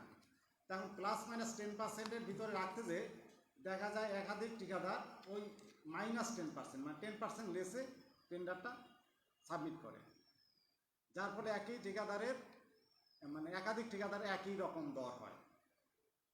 এইটা এখন যদি একই রকম দর হয়ে যায় একাধিক ঠিকাদার, সেক্ষেত্রে আমাদের আছে পয়েন্ট বন্টন। যেমন বিগত 5 বছরে সে কতগুলো কাজ করেছে, সে কাজের সংখ্যার উপরে আছে 140 মার্ক। আর এই 100 বিগত 5 বছরে যে 100 যতগুলো কাজ করেছে তার যে ভ্যালু, তার যে মান, তার উপরে আছে 100 মার্ক। আর সামনে যে তার যে হাতে যেসব কাজ আছে, কতগুলো কাজ আছে, এর উপরে আছে 60 মার্ক। এই টোটাল 300 মার্কের ভিতরে পয়েন্ট বন্টন হয়। এখন এই জিনিসগুলো ইজিপি যে সিস্টেমে অটোমেটিক কনফিগার করা আছে। এখানে যারা প্রকুরিং অথরিটি বা প্রকুরিং এন্টিটি বা যে টেন্ডার কল করছেন, যারা ইভ্যালুয়েশন করছেন, তাদের এখানে এই সিস্টেম চেঞ্জ করার কোনো সুযোগ নেই। তো এখন ঠিকাদাররা যারা দেখা যায় যে আগে বেশি কাজ করেছে, সে এখন চায় আমি আরও বেশি যাতে কাজ পাই, তাহলে আমার আরও ভবিষ্যতে কাজ করার সুযোগ হবে। তো এই জন্য পার্টিকুলার 2-1 আপনার নামও বলেছেন, আমাদের রাজশাহীর জন্য 2-1 ঠিকাদার আছে, তারা সারা বাংলাদেশে টেন্ডার দেয়। উদ্দেশ্য একটাই, আমি যাতে ভবিষ্যতে আরও কাজ পাই, কারণ কাজের সংখ্যা যদি তার কমে যায় তাহলে ভবিষ্যতে সে কাজ পাবে না। এর কারণ হয়েছে আমাদের স্থানীয় যেসব ছোটোখাটো ঠিকাদার আছে তারা বঞ্চিত হচ্ছে, কারণ তারা বিগত 5 বছরে তাদের কাজের সংখ্যা কম। যেসব একটু মাঝারি বা বড় ঠিকাদার ছিল তাদের ধরেন কাজের সঙ্গে আছে 400, 500, 600, 700। এখন নাকি অনেক ঠিকাদার শুনছি 1200 হয়ে গেছে বিগত 5 বছরে। তো যার আছে সে আরও বেশি পাচ্ছে। এখন সে করছে রাজশাহী দিচ্ছে, নওগাঁ দিচ্ছে, নাটোর দিচ্ছে, বরিশাল, সিলেট, যেখানে টেন্ডার এখন ইজিপি, তো ও তো কম্পিউটার খুললেই দেখা যায় কোন জায়গায় টেন্ডার আছে। আমি একটু শেষ করি আপনাদের অবগতি, মানে আগে আসলে জিনিসটা না বুঝালে আপনারা জানে এটা তোমরা সবাই জানে না, যারা সাংবাদিক ভাইরা অনেকে জানেন না, তাদের জন্য যদি আপনারা জানতে চান আমি একটু 1 মিনিট সময় নিব। যার ফলে দেখা যাচ্ছে যার কাজের সংখ্যা বেশি আছে সে আরও বেশি দিচ্ছে, এবং সে কাজ পেয়ে কী করছে, স্থানীয় কোনো ঠিকাদার কাছে হ্যান্ড ওভার করে দিচ্ছে কাজটি স্থানীয় কোনো একজন ঠিকাদারই করছে। দেখা যায় কোনো একজন, যার বাড়ি বরিশাল, মিস্টার XYZ লিমিটেড, সে কাজটি করছে না, করছে রাজশাহীর কোনো এক ঠিকাদার, কিন্তু বিনিময়ে তাকে হয়তো লাইসেন্স ফি এইসব এটা দিতে হচ্ছে। এই প্রক্রিয়া আসলে এটা আমাদের জন্য কাঙ্ক্ষিত নয়, আমরা এটা চাই না। যেখানে কাজ হোক ওইখানকার ঠিকাদারাই করুক, তারা এটা সম্পর্কে ভালো জানে। কিন্তু এখন যে প্রকুরমেন্ট পদ্ধতি বা প্রকুরমেন্ট রুল, এইটা যদি চেঞ্জ না হয়, এইটা আসলে আমাদের পক্ষে সম্ভব না। আমরা হলাম বাস্তবায়নকারী। সরকার বা সিপিটু, সরকারের যে authorised organisation CPTU, central procurement technical unit, তারা এই রুলস, তারপর এই টেন্ডার ডকুমেন্ট, ইভ্যালুয়েশন প্রসিডিউর এগুলো ঠিক করে। তোমরা যদি এটা চেঞ্জ না করো তাহলে এটা আসলে আমাদের পক্ষে সম্ভব নয়। তো আমরাও আমাদের কাঙ্ক্ষিত না। এখন যে পদ্ধতি আছে এটা এই OPM-এর, এইভাবে আমরাও চাচ্ছি না। তাই আসার একটা সম্প্রতি একটা আমাদের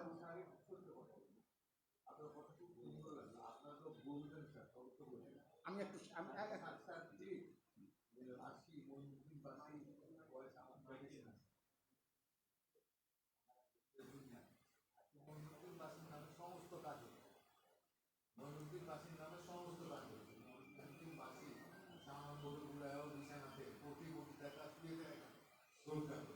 আমি সিরাজে এখানে বলছিলাম চৌধুরী যখন ছিল তখন থেকে 73 সাল কয়েকটা ব্রিজ করেছি এখানে আমার ছোট ভাইটা আছে, পাশে ভাইটা আছে, জিজ্ঞাসা করেন কত টাকা কাজ করেছে, আমার চিহ্নই না